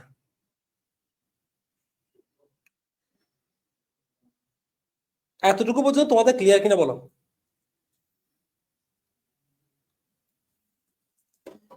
আচ্ছা, দেখো আমরা গুরুত্বপূর্ণ সবগুলো নিয়ে আলোচনা করবো। আমরা যদিও বা আমি একটু বলি, আমরা শেয়ার বাজার নিয়ে আরো বিস্তারিত তোমাদের সাথে আলোচনা করবো। সেটা হচ্ছে একটু বলি, বড় নাকি শেয়ার বাজার নিয়ে আরো বিস্তারিত একদম পুঙ্খানুপুঙ্খানুরূপে যদি আমি বলি আর একদম ইন ডিটেইলস তোমাদের সাথে আলোচনা করবো, সেটা হচ্ছে আমরা ফাইন্যান্স ক্লাসে, ঠিক আছে? আমরা ম্যানেজমেন্টের ক্লাসের পর ইনশাআল্লাহ তোমাদের সাথে আমার ফাইন্যান্স ক্লাস দেখা হবে। তখন আমরা, কারণ ফাইন্যান্স হচ্ছে তোমাদের রাজশাহী বিশ্ববিদ্যালয়ের জন্য, তোমরা জানো 15 নম্বর পরীক্ষা আসবে ফাইন্যান্স রাজশাহী বিশ্ববিদ্যালয়ে। তখন আমরা ফাইন্যান্সের জন্য যখন আমরা ফাইন্যান্সটা পড়াবো, তো ওই সময় আমরা ইনশাআল্লাহ আমরা চেষ্টা করব একদম ইন ডিটেইলস শেয়ার বাজার নিয়ে, শেয়ারের প্রত্যেকটা বিষয় নিয়ে আমরা আলোচনা করার জন্য। কারণ আমরা জানি দ্বিতীয় অধ্যায়ে শেয়ার বাজার সংক্রান্ত বিস্তারিত আলোচনা আছে, ঠিক আছে? এখানে ম্যানেজমেন্টের জন্য অত ডেপথে যাওয়ার দরকার নেই, ম্যানেজমেন্টে অত বেশি গভীরে যাওয়ার দরকার নেই। তবে ফাইন্যান্সের জন্য গভীরে যাওয়া গুরুত্বপূর্ণ। ফাইন্যান্সের জন্য শেয়ার বাজারটা গভীরে যাওয়া গুরুত্বপূর্ণ, কারণ ওইখান থেকে পরীক্ষা প্রশ্ন হতে পারে। কিন্তু ম্যানেজমেন্টে আমরা জানি তখন বেশি গভীরে যাওয়ার আমার দরকার নেই এখানে, ঠিক আছে? আমি মোটামুটি যা কিছু আলোচনা করবো ইনশাআল্লাহ সেখান থেকে তুমি পারবা, টেনশন নেওয়ার দরকার নেই, ঠিক আছে? মাথায় প্রেশার নেওয়ার দরকার নেই। এবার দেখো, অবলেখক বা আন্ডার রাইটার কে? অবলেখক বা আন্ডার রাইটার কে? আমরা যদি অবলেখক বা আন্ডার রাইটার বলি, আমি একটু আর বলি, অবলেখক বা আন্ডার রাইটার, ঝুঁকি ঝুঁকি প্লাস কমিশন। ঝুঁকি প্লাস কমিশন বললে আমরা কি দিব? আমরা কি বলবো? আন্ডার রাইটার বা অবলেখক। অর্থাৎ যারা ঝুঁকি নিয়ে কমিশনের বিনিময়ে ঝুঁকি নিয়ে যারা শেয়ার ক্রয় বিক্রয় করে তাদেরকে বলা হচ্ছে কি? অবলেখক বা আন্ডার রাইটার। বাংলাদেশে সবচেয়ে বড় অবলেখক প্রতিষ্ঠান বা দায় গ্রাহক প্রতিষ্ঠান বলা হয় কোনটিকে? ICB, investment corporation of Bangladesh. এটি প্রতিষ্ঠিত হয় 1976 সালে। 1976 সালে, ঠিক আছে? বাংলাদেশ সবচেয়ে বড় অবলেখক প্রতিষ্ঠান কত সালে হয়? 1976 সালে। 1976 সালে আইসিবি, যেটাকে আইসিবি বলা হয় investment corporation of Bangladesh. Investment corporation of Bangladesh. অর্থাৎ যে প্রতিষ্ঠান ঝুঁকি নিয়ে কমিশনের বিনিময়ে এবং সাথে ঝুঁকি নেয় তাকে আমরা বলছি আন্ডার রাইটার বা অবলেখক। আর যারা শুধুমাত্র কমিশনের বিনিময়ে শেয়ার ক্রয় বিক্রি করে, শুধুমাত্র অনলি কমিশনের বিনিময়ে শেয়ার ক্রয় বিক্রি করে, তাদেরকে আমরা বলবো ব্রোকার। যারা শুধুমাত্র কমিশনের বিনিময়ে শেয়ার ক্রয় বিক্রি করে তাদেরকে আমরা কি বলবো? ব্রোকার। আর কমিশন বা ঝুঁকি থাকলে তাকে আমরা বলবো কি? অবলেখক বা আন্ডার রাইটার। আচ্ছা, অবলেখক। এই দেখো, ব্রোকাররা দেখো ঝুঁকি গ্রহণ করে না, ব্রোকাররা ঝুঁকি গ্রহণ করে না, ঝুঁকি গ্রহণ না করে নির্দিষ্ট কমিশনের বিনিময়ে শেয়ার ক্রয় বিক্রি করে। তাহলে যারা শুধুমাত্র কমিশনের বিনিময়ে, শুধু অনলি কমিশন বললে আমরা দিব কি? আমরা দিব ব্রোকার। আর ঝুঁকি প্লাস কমিশন বললে আমরা কি দিব? Under writer. আর যারা নিজেদের মধ্যে শেয়ার ক্রয় বিক্রি করে, নিজেরাই লাভ ক্ষতি ভাগিদার হয় এবং বিশেষ ধরনের সিকিউরিটিজ নিয়ে কাজ করে, তাদেরকে বলা হয় জবার। তাহলে যারা নিজেদের মধ্যে শেয়ার ক্রয় বিক্রয় করে, বিশেষ ধরনের সিকিউরিটিজ নিয়ে কাজ করে, তাদেরকে আমরা কি বলবো? জবার। যারা কমিশনের বিনিময়ে শেয়ার ক্রয় বিক্রয় করবে তাদেরকে আমরা বলবো ব্রোকার। যারা কমিশন প্লাস ঝুঁকি নিয়ে শেয়ার ক্রয় বিক্রয় করবে তাদেরকে আমরা বলবো কি? আন্ডার রাইটার বা অবলেখক। আর আমরা জানি শেয়ার বাজারের সবচেয়ে উন্নত মানের শেয়ারকে কি বলা হয়? সবচেয়ে উন্নত মানের শেয়ারকে বলা হয় ব্লু চিপস। সবচেয়ে উন্নত মানের শেয়ারকে কি বলা হয়? Blue chips. আর আমরা জানি শেয়ার বাজারের ঊর্ধ্বগতি বা ভালো অবস্থাকে কি বলা হয়? শেয়ার বাজারের ঊর্ধ্বগতি বা ভালো অবস্থাকে কি বলা হয়? বুল মার্কেট। শেয়ার বাজারের ঊর্ধ্বগতি বা ভালো অবস্থাকে কি বলা হয়? বুল মার্কেট বলা হয়। ঠিক আছে। আর মন্দ অবস্থায় কি বলা হয়? বিয়ার মার্কেট বলা হয়। তাহলে শেয়ার বাজারের ঊর্ধ্বগতিকে কি বলা হয়? একজন লিখে রাখো, বুল মার্কেট। আর মন্দ অবস্থা বা খারাপ অবস্থায় কি বলা হয়? বিয়ার মার্কেট বলা হয়। ঠিক আছে। সবচেয়ে উন্নত মানের শেয়ারকে কি বলা হয়? ব্লু চিপস বলা হয়। তাহলে ঊর্ধ্বগতিকে বুল মার্কেট বলা হয়, মন্দ অবস্থা বা খারাপ অবস্থা কি বলে? বিয়ার মার্কেট বলা হয়। আর শেয়ারকে যখন ছোট ছোট খণ্ডে ভাগ করা হয় তখন সেটাকে বলা হয় শেয়ার স্প্লিট বা শেয়ার কন্ট্রোল। তাহলে শেয়ারকে যখন ছোট ছোট খণ্ডে ভাগ করা হবে তখন সেটাকে বলা হচ্ছে শেয়ার কন্ট্রোল বা শেয়ার স্প্লিট। এগুলো একটু মনে রাখবে চলবে। আমি যেগুলো বলছি মূলত এগুলো থেকে পরীক্ষা প্রশ্ন আসবে ইনশাআল্লাহ। তাহলে এগুলো একটু মনে রাখবে। আর আমরা ইন ডেপথ একদম বিস্তারিত নিয়ে আলোচনা করবো। এখানে আরো অনেকগুলো প্রকারভেদ আছে, সবকিছু নিয়ে আমরা আলোচনা করবো ফাইন্যান্স ক্লাসে ইনশাআল্লাহ। ঠিক আছে। আপাতত এতটুকু মনে রাখলে চলবে ম্যানেজমেন্টের জন্য ইনশাআল্লাহ। ঠিক আছে। তার মানে সবচেয়ে ভালো অবস্থাকে আমরা কি বলছি? বুল মার্কেট। মন্দ অবস্থাকে কি বলছি আমরা? বিয়ার মার্কেট। আর শেয়ার বাজারের ঊর্ধ্বগতিকে কি বলা হয়? বুল মার্কেট। মন্দ অবস্থাকে বলা হয় বিয়ার মার্কেট। সবচেয়ে উন্নত মানের শেয়ারকে কি বলা হয়? Blue chips share. সবচেয়ে যে কোম্পানিগুলো সবচেয়ে ভালো কোম্পানি, ওই কোম্পানিগুলোকে ব্লু চিপস কোম্পানিও বলা হয় থাকে। ঠিক আছে। এটা একটু মনে রাখবা। ঠিক আছে। এগুলো। আর শেয়ারকে ছোট ছোট খণ্ডে ভাগ করলে সেটাকে বলা হয় শেয়ার স্প্লিট বলা হয় বা শেয়ার কন্ডন বলা হয়। ঠিক আছে। আশা করবো তোমাদের ক্লিয়ার। আচ্ছা, আশা করবো তোমাদের ক্লিয়ার। আমাকে একটু কমেন্টে জানাও ক্লিয়ার কিনা। ঠিক আছে। আমাকে একটু কমেন্টে জানাও তোমাদের এগুলো ক্লিয়ার কিনা। অ্যাটেনশন প্লিজ দিয়ে যেগুলো লিখছি এগুলো তোমাদের ক্লিয়ার কিনা একটু বলো। আর আইসিবি কত সালে প্রতিষ্ঠিত হয়? 1976 সালে। এটি বাংলাদেশের সবচেয়ে বড় অবলেখক প্রতিষ্ঠান বা দায় গ্রাহক প্রতিষ্ঠান বা আন্ডার রাইটার বলা হয়। ঠিক আছে। আশা করবো তোমাদের এতটুকু পর্যন্ত সবার ক্লিয়ার। আমি যা বলছি সবার ক্লিয়ার কিনা বলো একটু। আমি অনুরোধ করবো আমার সাথে মুখে মুখে বলে যাওয়া একটু কষ্ট করে। তোমাদের জন্য ভালো হয়, বাসায় আর কষ্ট করতে হবে না, ক্লাস শেষ হয়ে যাবে। সাম্প্রতিককালের বিকাশমান ব্যবসা। আমরা শুরুতে আলোচনা করবো বাইং হাউস। বাইং হাউস কি আসলে? এখানে তো বলাই আছে। আচ্ছা, দেখো। দেখো এখানে বলাই আছে বাইং হাউস। একটু তুমি যখন একটু চিন্তা করো তোমার জন্য সহজ হয়ে যায় বিষয়গুলো। অনেকে বলছে আলহামদুলিল্লাহ ক্লিয়ার। আমরা দেখতেছি আমাদের সাথে অনেকে আছে, মাশাআল্লাহ। আমি আবার বলছি, তোমরা যারা নিয়মিত ক্লাসের লাইভ গুলো পুরোটাই সম্পূর্ণ শেষ করে ক্লাস থেকে যাবে ইনশাআল্লাহ, তাদের জন্য আল্লাহ সৃষ্টিকর্তা ভালো কিছু রাখবে ইনশাআল্লাহ, সেটা আমার বিশ্বাস। সবসময় হয়ে থাকে। আমি যে ছেলে মেয়েগুলোকে সবসময় লাইভে দেখি, মানে অন টাইমে যারা ক্লাসের মধ্যে সবসময় থাকে, ওই ছেলে মেয়েগুলো ভালো বিশ্ববিদ্যালয়ের প্রত্যেকবারেই বা কোনো না কোনো একটা বিশ্ববিদ্যালয় তাদের হয়, এবং তারাই মেসেজ করে যে ভাই আমি এই বিশ্ববিদ্যালয়ে এই সাবজেক্ট পাইছি। ঠিক আছে। ইনশাআল্লাহ আমি তোমরা যারা ক্লাসে থেকে যাও ওরাও ঠিক একইভাবে মেসেজ দিবে একদিন, মেসেজে লিখবে যে ভাই আমি এই বিশ্ববিদ্যালয়ে এই সাবজেক্টটা পাইছি। ইনশাআল্লাহ। আচ্ছা। আচ্ছা, আমরা বলছি বাইং হাউস। দেখো সাম্প্রতিককালের কিছু ব্যবসা দেখো বাইং হাউস। বাইং হাউস মানে আমরা বাই মানে হচ্ছে ক্রয় করা, এটা ক্রেতার সাথে রিলেটেড।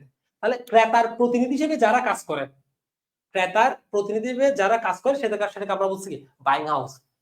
ক্রেতার প্রতিনিধি হিসেবে যারা কাজ করে তাদেরকে বলা হচ্ছে কি? Buying house. তারা ক্রেতা থেকে কি পেয়ে থাকে? কমিশন পেয়ে থাকে। তারা ক্রেতা থেকে কি পেয়ে থাকে? আমরা উত্তর দিব কমিশন পেয়ে থাকে। তাহলে দেখো, ক্রেতার পক্ষে প্রতিনিধি হিসেবে কাজ করে, তারা কি পেয়ে থাকে? তার বিনিময়ে তারা কি পেয়ে থাকে? কমিশন পেয়ে থাকে। ঠিক আছে। কমিশন পায়। তবে ওরা বিক্রেতা থেকে কমিশন নেওয়া যাবে না, ক্রেতার পক্ষ থেকে নিবে। ঠিক আছে।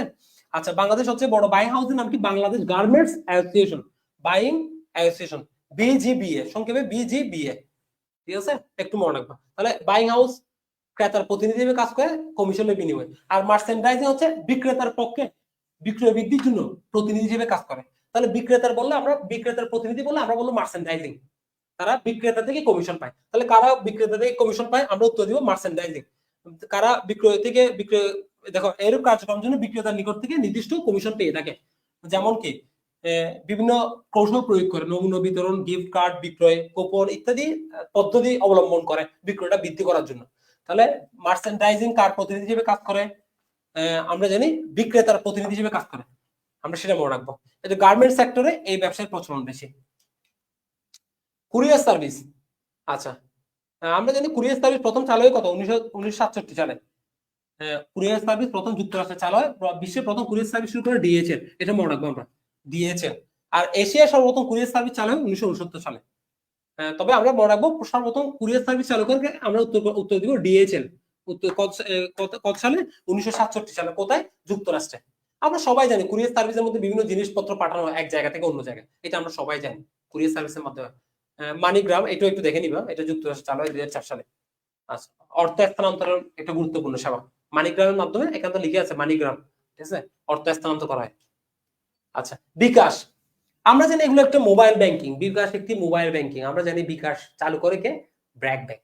দেখো চিন্তা করে দেখো, বিকাশ ব্র্যাক ব্যাংকের ছোট্ট একটা কি ছিল, সার্ভিস ছিল, অথচ বিকাশ বর্তমানে একটা আইডিয়া, চমৎকার একটা আইডিয়া। বিকাশ বিশাল একটা কি হয়ে গেছে, প্রতিষ্ঠান হয়ে গেছে, ঠিক আছে। একজন বলছে ডিএচএল মূলত আসলে 3জন ব্যক্তি দ্বারা হয়, এগুলো ব্যক্তির নামের এই দিছে, এটা পুনর্মনে না রাখলে সমস্যা নেই। এটা 3জন ব্যক্তির প্রথম অক্ষরটা দিয়ে এই ডিএচএলটা হয়। তুমি ডিএচএল মনে রাখবে, এখানে ব্যক্তির নাম হিসেবে এগুলো আসবে না, ঠিক আছে। এত কিছু মাথায় রাখলে যেগুলো গুরুত্বপূর্ণ সেগুলো ভুলে যাবা, ঠিক আছে। ডিএচএল মনে রাখবে, এটা কত সালে, 1967 সালে। কোথায়, যুক্তরাষ্ট্রে। এই অংশটা মনে রাখবা, ঠিক আছে। আচ্ছা, এবার দেখো ওরা 3 বন্ধু মিলে করে আসলে কুরিয়ার সার্ভিসটা, ডিএচএল 3জন ব্যক্তি, 3জন বন্ধু মিলে এই কুরিয়ার সার্ভিসটা চালু করে বিশ্বের প্রথম। আচ্ছা, এটা মনে রাখলাম। আমরা যেটা বলছিলাম বিকাশ, দেখো ছোট্ট একটা ব্যাংকিং সার্ভিস থেকে আজকে বিশাল একটা কি প্রতিষ্ঠান, বিশাল মতো অনেক বড় একটা প্রতিষ্ঠান হয়ে গেছে, জনপ্রিয় একটা প্রতিষ্ঠান। একটা আইডিয়া, চমৎকার একটা আইডিয়া কিভাবে চেঞ্জ করে দিছে। তাহলে এই মোবাইল ব্যাংকিং গুলো পরীক্ষা আসে। বিকাশ কোন ব্যাংক, আমরা উত্তর দিব বিকাশ হচ্ছে কি, ব্র্যাক ব্যাংক। আর ইউপে, ইউপে উপায়, এটা উপায় বা ইউকেশ। উপায় আমরা অবলিক দিতে পারবো, আর একটা কি আছে, ইউকেশ। উপায় এবং ইউকেশ, ইউসিবিএল ব্যাংক। উপায় এবং ইউকেশ কোন ব্যাংক, ইউসিবিএল ব্যাংক। মাই এমকেশ এবং সেলফিন কোন ব্যাংক, ইসলামী ব্যাংক বাংলাদেশ লিমিটেড, ঠিক আছে। এমকেশ এবং সেলফিন কোন ব্যাংক, ইসলামী ব্যাংক বাংলাদেশ। কিউ ক্যাশ প্রথম চালু করে Janata bank. My cash mercantile bank, এই ধরনের অনেকগুলো আছে। রকেট ডাচ বাংলা ব্যাংক, ঠিক আছে।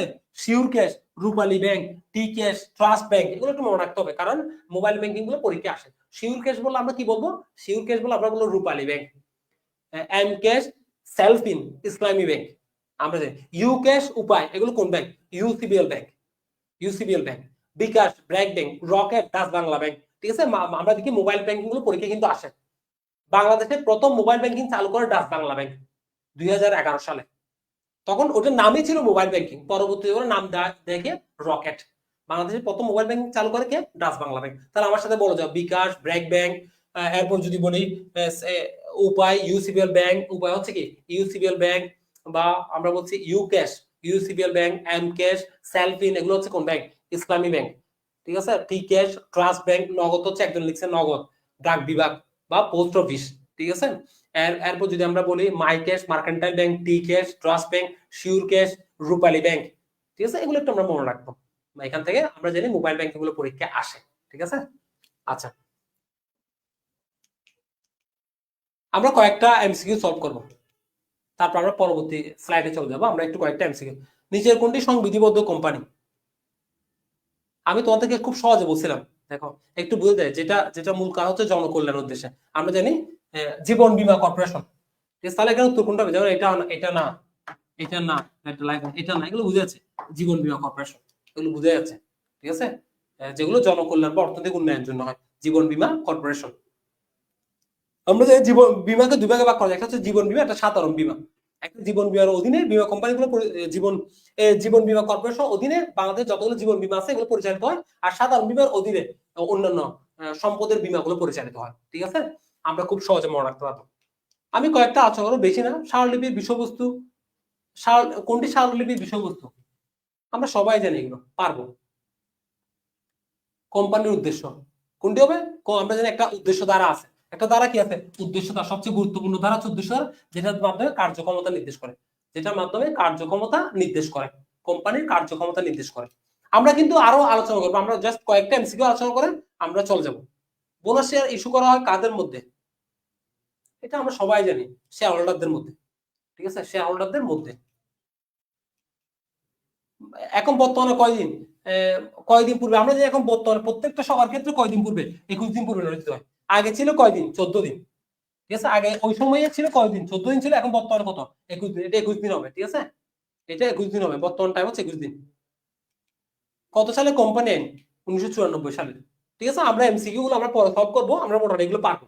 আমরা যেহেতু বেসিক গুলো আলোচনা করছি, এমসিকিউ গুলো তোমরা একটু বাসা করে নিও। ঠিক আছে, আমরা আমাদের নেক্সট নেক্সট স্লাইডে আমরা চলে যাই, আমাদের জন্য ওইটাই বেস্ট হবে। আমরা ক্লাস 4 এ চলে যাই। ঠিক আছে, আমরা ক্লাস 4 এ চলে যাই।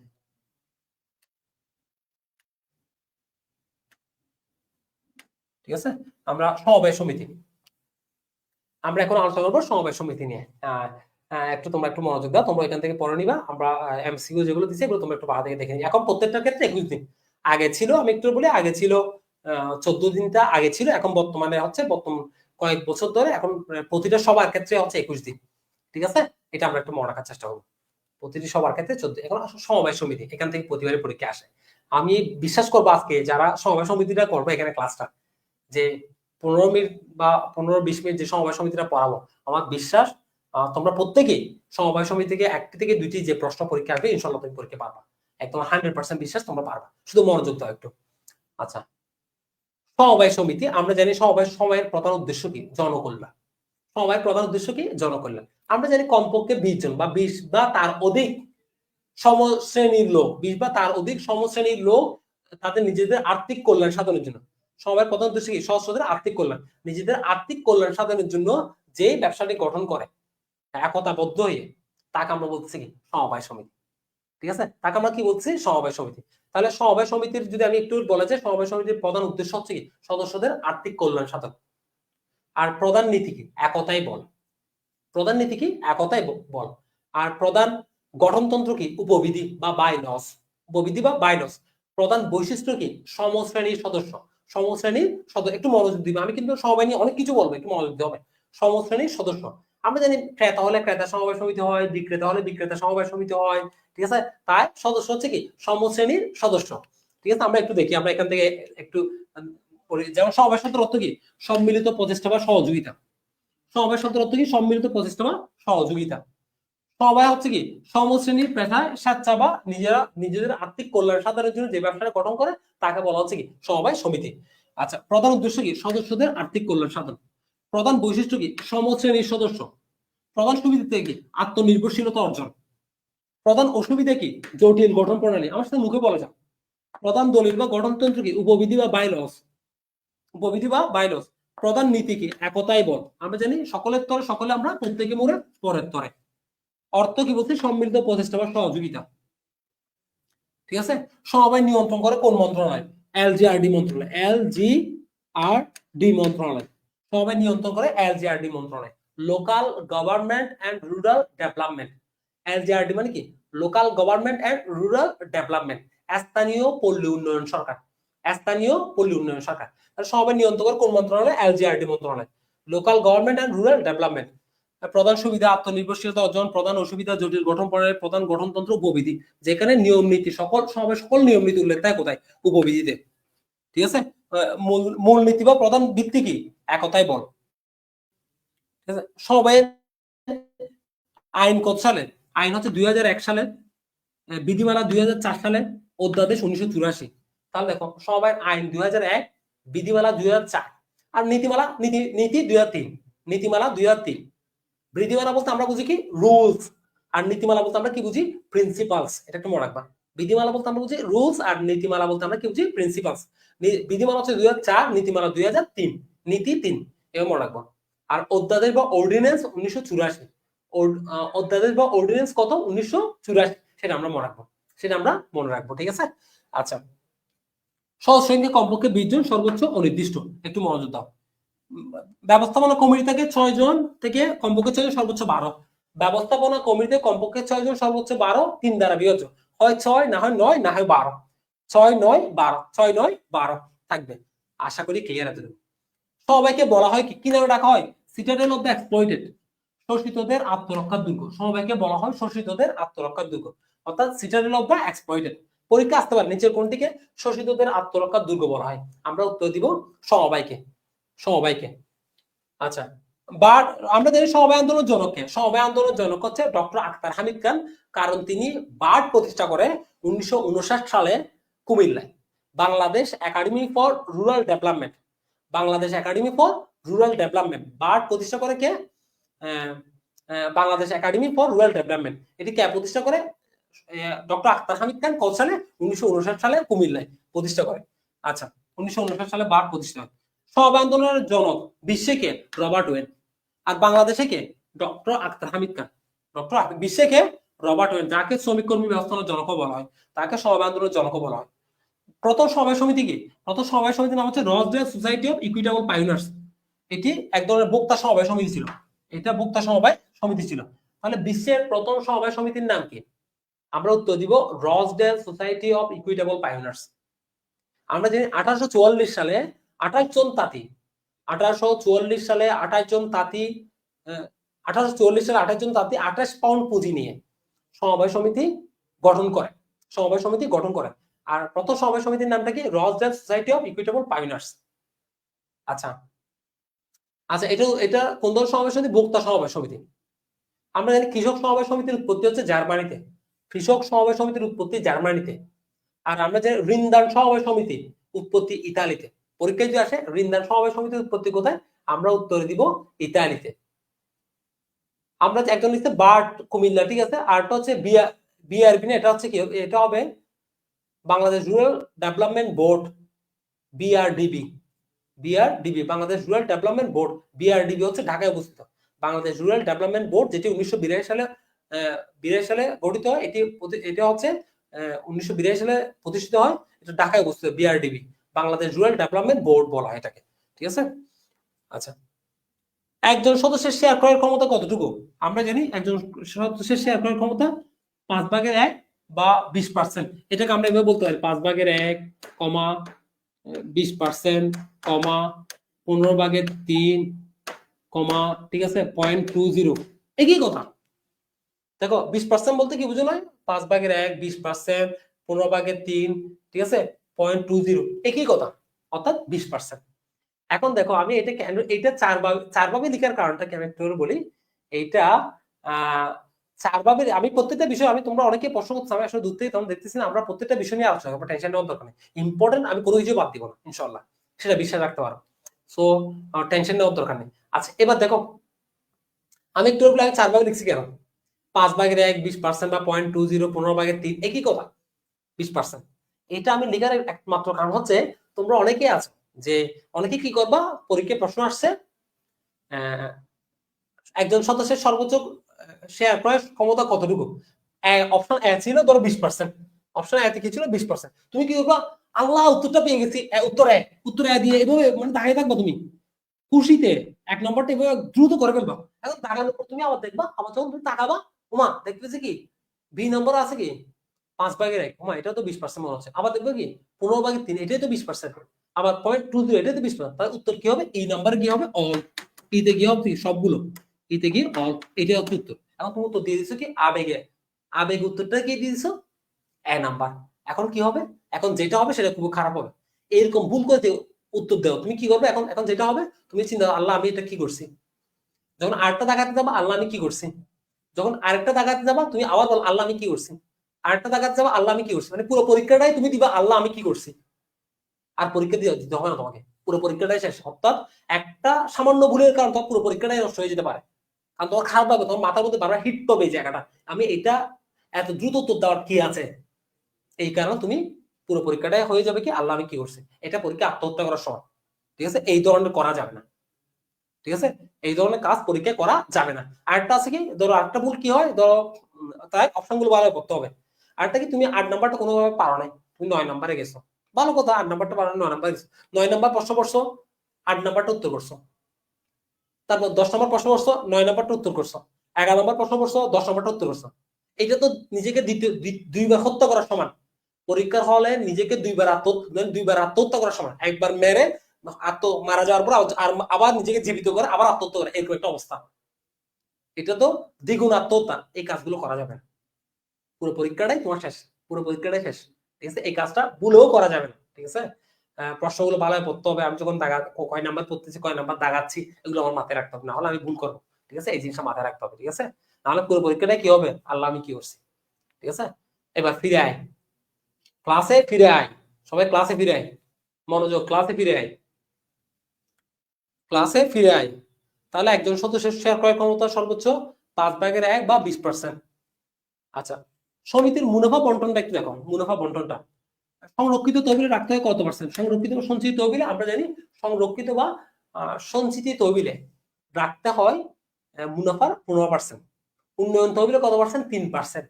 কুঋণ তহবিলে কত পার্সেন্ট? 10%। এগুলো মনে রাখতে হবে, এখান থেকে পরীক্ষা আসবে, এখান থেকে পরীক্ষা আসবে, এগুলো মনে রাখতে হবে, অল মাস্ট। কুঋণ তহবিলে কত পার্সেন্ট? 10%। উন্নয়ন তহবিলে কত পার্সেন্ট? 3%। মুনাফা থেকে বোনাস দেওয়া হয় 6.25%। এগুলো মনে রাখতে হবে। তাহলে দেখো, উন্নয়ন তহবিলে 3%, যেখান থেকে সমবায় প্রশিক্ষণ এবং উদ্বুদ্ধকরণের জন্য 2%, অন্যান্য উদ্দেশ্যে সর্বাধিক 10%, ঋণ সংক্রান্ত ঋণ তহবিল 10%, অবশিষ্ট লভ্যাংশ বন্টনযোগ্য কত পার্সেন্ট? 62%। আবার সংরক্ষিত তহবিলের 50% সমিতির ব্যবসায়িক কাজে বিনিয়োগ করা যায়। আবার সংরক্ষিত তহবিল যে 15% লিখছো, এখান থেকে এই 15%-এর 50%, এই 15%-এর অর্ধেক তুমি সমিতির ব্যবসায়িক কাজে বিনিয়োগ করতে পারবা। তাহলে উন্নয়ন তহবিলে 15%, সরি, ন্যূনতম সংরক্ষিত তহবিলে 15%, উন্নয়ন তহবিলে 3%, ঋণ তহবিলে 10%, ঠিক আছে, অন্যান্য সর্বাধিক উদ্দেশ্যে 10%, অবশ্যই লভ্যাংশ 62% বন্টনযোগ্য, সংরক্ষিত তহবিলে আবার 50% সমিতির ব্যবসায়িক কাজে বিনিয়োগ করা যায়। মুনাফা থেকে বোনাস দেওয়া হয় 6.25%। ঠিক আছে, সবার এতটুকু পর্যন্ত সবার ক্লিয়ার কিনা বলো?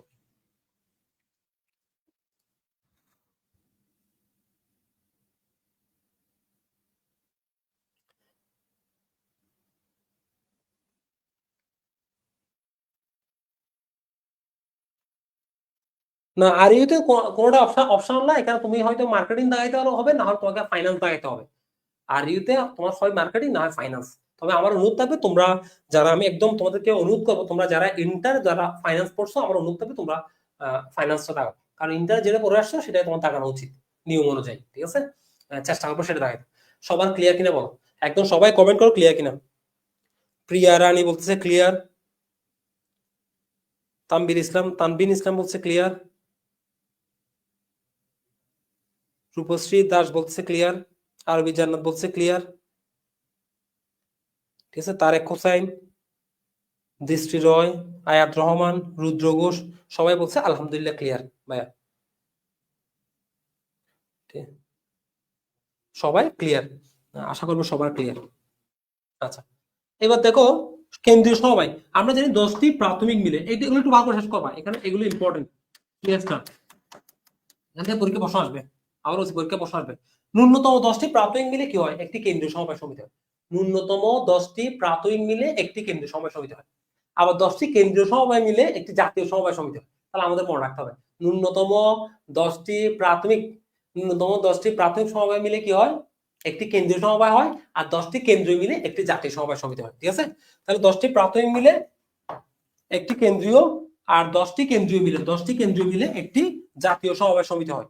প্রথম বার্ষিক সাধারণ সভা নিবন্ধনে কয় মাসের মধ্যে করতে হয়? 15 মাসের মধ্যে করতে হয়। আমরা জানি নিবন্ধন বাধ্যতামূলক। প্রথম বার্ষিক সাধারণ সভা নিবন্ধনে কয় মাসের মধ্যে? 15 মাসের মধ্যে করতে হয়। উপমহাদেশে সর্বপ্রথম সমবায়ন পাস হয় 1904 সালে। ভারতীয় উপমহাদেশে প্রথম সমবায়ন পাস হয় 1904 সালে। সব মুখোমুখি বলো, ইম্পর্টেন্ট। ভারতীয় উপমহাদেশে প্রথম সমবায়ন পাস হয় 1904 সালে। আর প্রথম বার্ষিক সাধারণ সভা নিবন্ধনে কয় মাসের মধ্যে? 15 মাসের মধ্যে। নিবন্ধনে কয় মাসের মধ্যে? 15 মাসের মধ্যে। ঠিক আছে, আশা করবো ক্লিয়ার। আমরা সমবায়ের সংজ্ঞা তো আমরা সবাই জানি।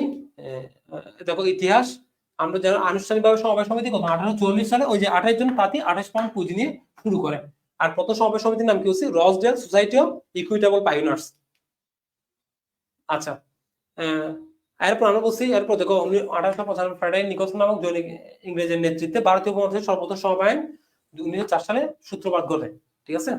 আচ্ছা, এরপর দেখো ডক্টর আখতার হামিদ খান প্রথম part Pakistan academy for rural development ছিল, বর্তমানে এটার নামটা কি? Bangladesh academy for rural development. কত সালে? 1959 সালে। 1959 সালে। দেখো এরপর 1960 সালে আইআরডিপি নামে একটা কর্মসূচি হয়। আইআরডিপি মানে কি? Integrated rural development programme. Integrated rural development programme, এটা প্রোগ্রামটা পড়া নেই। ইন্টিগ্রেটেড রুরাল ডেভেলপমেন্ট প্রোগ্রাম হবে আইআরডিপি। এটি কত সালে প্রতিষ্ঠিত হয়? 1960 সালে। ঠিক আছে, রুরাল ডেভেলপমেন্ট প্রোগ্রাম, সমন্বিত পল্লী উন্নয়ন কর্মসূচি। আচ্ছা, এরপরে 1972 সালে জাতীয় এটা এটা এখানে একটা জায়গা, এটা একটা জিনিস পড়ে না এখানে। 1972 সাল টাইম বলে জাতীয় সমবায় ব্যাংক প্রতিষ্ঠিত হয়। 1972 সালে জাতীয় সমবায় ব্যাংক প্রতিষ্ঠিত হয়। 1972 সালে জাতীয় সমবায় ব্যাংক প্রতিষ্ঠিত হয়। তারপর আইআরডিপি কে বিআরডিবি তে রূপান্তর করা 1982 কত সালে? 82 সালে। 1982 সালে এইটা 1972 হবে, এখানে এই জায়গাটাতে 1972 হবে। 1972, ঠিক আছে। জাতীয় সমবায় ব্যাংক প্রতিষ্ঠিত হয় 1972 সালে। এখানে একটু এই জায়গাটা ভুল হয়ে গেছে।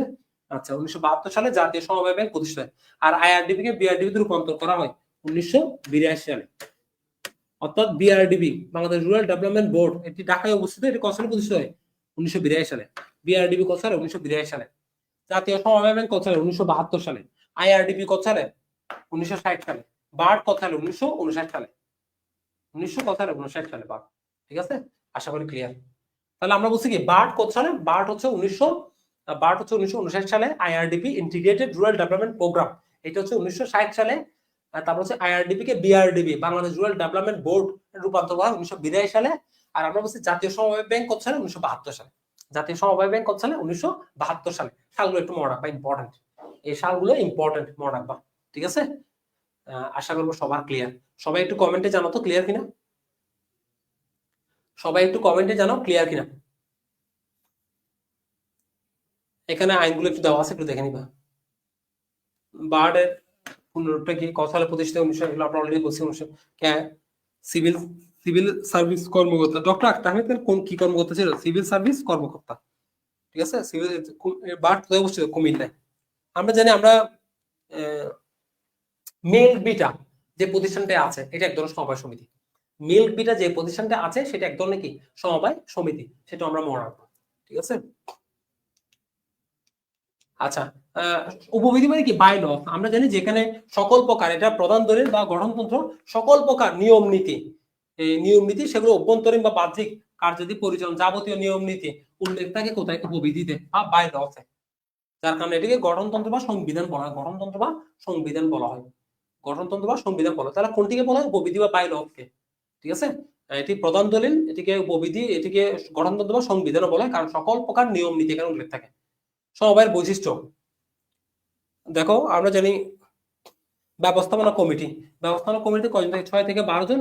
প্রথম কমিটির মেয়াদকাল 1 বছর, পরবর্তী কমিটির মেয়াদকাল 3 বছর। এটা নিয়ে আমি একটু বলি।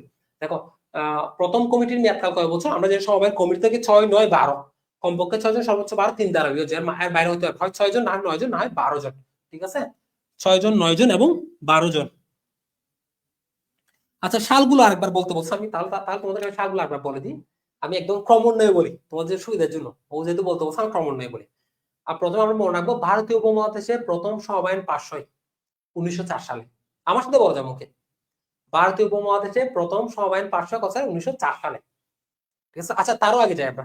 বিশ্বের প্রথম সমবায় সমিতির, আনুষ্ঠানিকভাবে সমবায় সমিতির উৎপত্তি কত সালে? 1844 সালে। তাহলে বিশ্বের প্রথম সমবায় সমিতি উৎপত্তি কত সালে? 1844 সালে।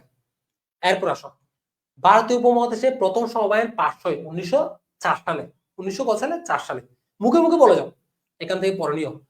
এরপর আসো, সমবায় অধ্যাদেশ কত সালে? আচ্ছা, অধ্যাদেশ না, আমরা বলবো বার্ড কত সালে প্রতিষ্ঠিত? 1959 সালে। বার্ড কত সালে? 1959 সালে। আইআরডিপি কত সালে? আইআরডিপি হচ্ছে 1960 সালে। আইআরডিপি 1960 সালে। আর জাতীয় সমবায় ব্যাংক 1972 সালে। জাতীয় সমবায় ব্যাংক 1972 সালে। বিআরডিবি 1982 সালে। বিআরডিবি 1982 সালে। এরপর দেখি, এরপর হচ্ছে সমবায় অধ্যাদেশ বা সমবায় অর্ডিন্যান্স 1984 সালে। সমবায় অধ্যাদেশ বা সমবায় অর্ডিন্যান্স 1984 সালে। এরপর সমবায় আইন 2001 সালে। সমবায় নীতিমালা 2003 সালে। সমবায় নীতি 2003 সালে। সমবায় বিধিমালা 2004 সালে।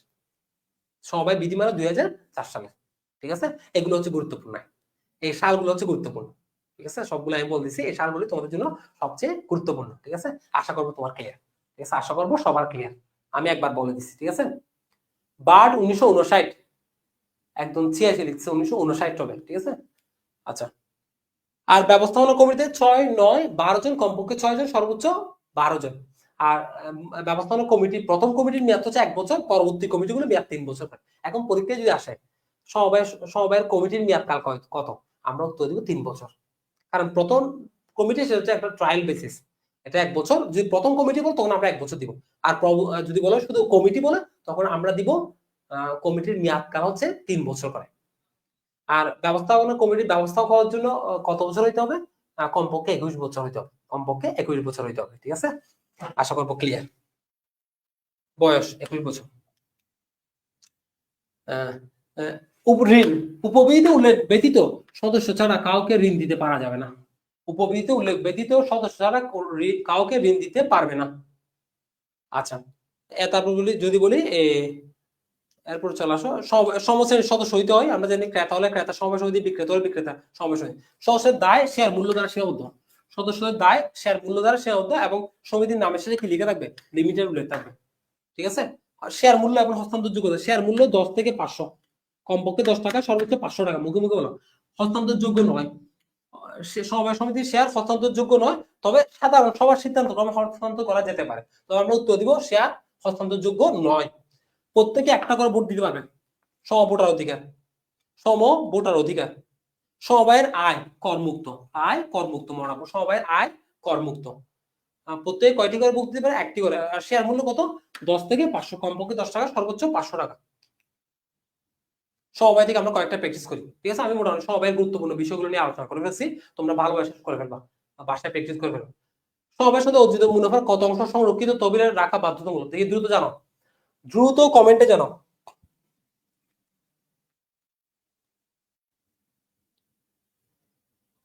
বিআরডিবি 1986 বলছি নাকি 1982 বলছি? আসিফ হোসেন, সে লিখছে বিআরডিবি 1986, এটা বিআরডিবি তো 1982, বিআরডিবি 1982 ঢাকায় অবস্থিত।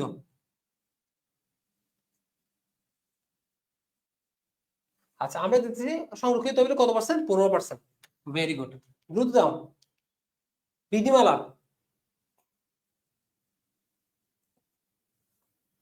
আমাকে দ্রুত জানাও।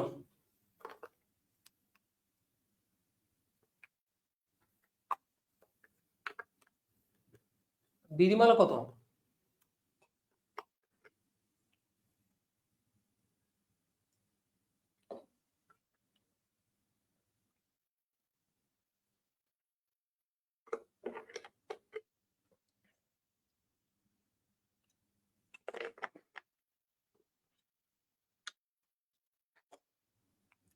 ভেরি গুড, সবাই উত্তর দিচ্ছে। আমরা দেখছি ভেরি গুড, 2004 সালে। সমবায় আন্দোলন প্রবক্তাকে, এটা আমরা জানি, ডক্টর আক্তার হামিদ খান, ডক্টর আক্তার হামিদ। আর বিশ্বে বলে রবার্ট ওয়েব। সমবায় অর্ডিন্যান্স কত সালের? দেখি দুই দাও, সমবায় অর্ডিন্যান্স কত? আমরা জানি সমবায় অর্ডিন্যান্স, আমরা একটা বলছি 1984, অর্ডিন্যান্স বা অধ্যাদেশ 1984। বিআরডিবি, বিআরডিবি কোথায় অবস্থিত? আমরা জানি বিআরডিবি হচ্ছে কোথায়? ঢাকায় অবস্থিত। কোথায় অবস্থিত? ঢাকায় অবস্থিত, একটু আগে বলছি। আর বার্ড বললে কুমিল্লায়। কুমিল্লা বার্ডের প্রতিষ্ঠাতাকে? ডক্টর আক্তার হামিদ খান, সবাই জানি। কোন জেলাকে প্রতিকৃত বলা হয়? খুলনা, সরি কুমিল্লা। আমরা জানি কুমিল্লায় বার্ড প্রতিষ্ঠা হওয়াতে কুমিল্লা জেলাকে সমবায়ের প্রতিকৃত বলা হয়। সমবায় একজন সর্বোচ্চ শেয়ার করার ক্ষমতা কত পার্সেন্ট? 20%। আমরা পারবো। উন্নয়ন তহবিল রাখতে কত পার্সেন্ট? 3%। আমরা সবাই জানি। ব্যবস্থাপনা কমিটির মেয়াদকাল কত বছর? তাহলে আমরা এই প্রশ্ন আসছে, তাহলে কত বছর হবে? 3 বছর। যদি প্রথম কমিটি দিত, যদি প্রথম কমিটি উল্লেখ করতো, তখন আমরা দিলাম কি 1 বছর। কিন্তু এটা কি হবে? উত্তর কি হবে? 3 বছর। কখন আইনগত ভিত্তি লাভ করে? দেখি, আমি তোমাদের আগেও বলছি, আইনগত ভিত্তি, কৃত্রিম ব্যক্তি সত্তা, চিরন্তন অস্তিত্ব, সবকিছু কখন লাভ করবে? অবশ্যই নিবন্ধনের পরে। অবশ্যই কি নিবন্ধনের পরে, অবশ্যই নিবন্ধনের পরে। কৃত্রিম ব্যক্তি সত্তা, আইনগত ভিত্তি, চিরন্তন অস্তিত্ব সবগুলো লাভ করে সমবায় সমিতি নিবন্ধনের পরে। কোম্পানিও কি নিবন্ধনের পরে, সেটা মনে রাখতে হবে। সমবায় সমিতি কত ধরনের? প্রকৃতির ভিত্তিতে সমবায় সমিতি কত ধরনের? 2 ধরনের, ঠিক আছে। মিল্ক বিটা কোন ধরনের বলছে? আমরা জানি মিল্ক বিটা একটি সমবায় সমিতি। এবার আসলে রাষ্ট্রীয় ব্যবসা। আচ্ছা, আমাদের আরো অনেকগুলো টপিকস আছে, আমরা এগুলো একটু আলোচনা করবো, ঠিক আছে। আমাদের সংখ্যাটা কিন্তু কমে গেছে, আমি দেখছি অনেক সংখ্যা অনেক কমে গেছে, কিন্তু তোমরা যারা আসলে ক্লাস শেষ পর্যন্ত থাকো না, আমি আবার বলছি তোমাদের, তোমরা নিজেদের ক্ষতি নিজে করো, ঠিক আছে। ক্লাসগুলো আসলে যারা লাইভে করে শেষ করে ফেলে তাদের জন্য সুবিধা হয় কি, পরবর্তীতে আর গিয়ে ক্লাসগুলো করার দরকার হয় না, ঠিক আছে। মোটামুটি ক্লাসে সব পড়াই শেষ হয়েছে, ঠিক আছে। চেষ্টা করবা লাইভে থাকা অবস্থায় ক্লাসগুলো শেষ করতে, ঠিক আছে। আচ্ছা, তো আচ্ছা, আমাকে বলতো সমবায় সমিতি সবার ক্লিয়ার কিনা একটু কমেন্টে জানাও। সমবায় সমিতি সবার ক্লিয়ার কিনা একটু কমেন্টে জানাও। সমবায় সমিতি যা কিছু আলোচনা করছি সবার ক্লিয়ার কিনা বলো একটু।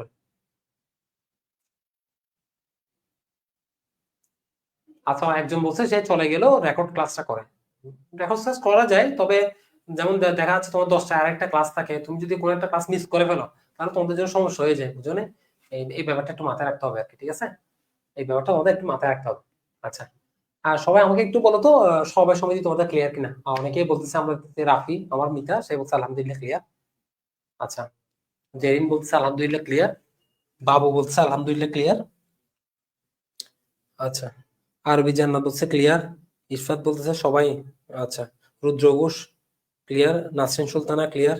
রবিউল ইসলাম না ভাইয়া, নামাজের সময় ভাই, এই জন্য। হ্যাঁ, ঠিক আছে, নামাজ শেষ করে আমি আমি হ্যাঁ, এটা বুঝতে পারছি, অনেকের নামাজটা একটু অনেকে 8টা বা 8টা 15 থাকে নামাজ।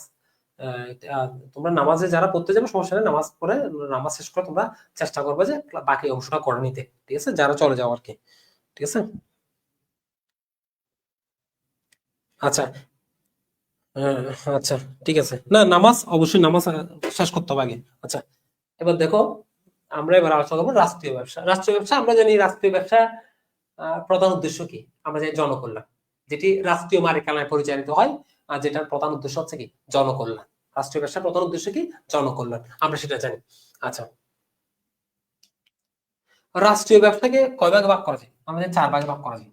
রাষ্ট্রীয় ব্যবসাকে কয় ভাগে ভাগ করা যায়? 4 ভাগে। একটা হচ্ছে সরকারি বিভাগীয় সংগঠন, আর হচ্ছে বিধিবদ্ধ সংস্থা, সরকারি কোম্পানি, আর হচ্ছে বোর্ড শাসিত প্রতিষ্ঠান। একটু মনোযোগী থাকবা, একটু মনোযোগী থাকবা, ঠিক আছে। না হলে বুঝবা না। তাহলে সরকারি বিভাগীয় সংগঠন, বিধিবদ্ধ সংস্থা, যেগুলো আমরা সংবিধিবদ্ধ সংস্থা যেগুলো বলছিলাম, বেশিরভাগ ক্ষেত্রে স্বায়ত্তশাসিত প্রতিষ্ঠান।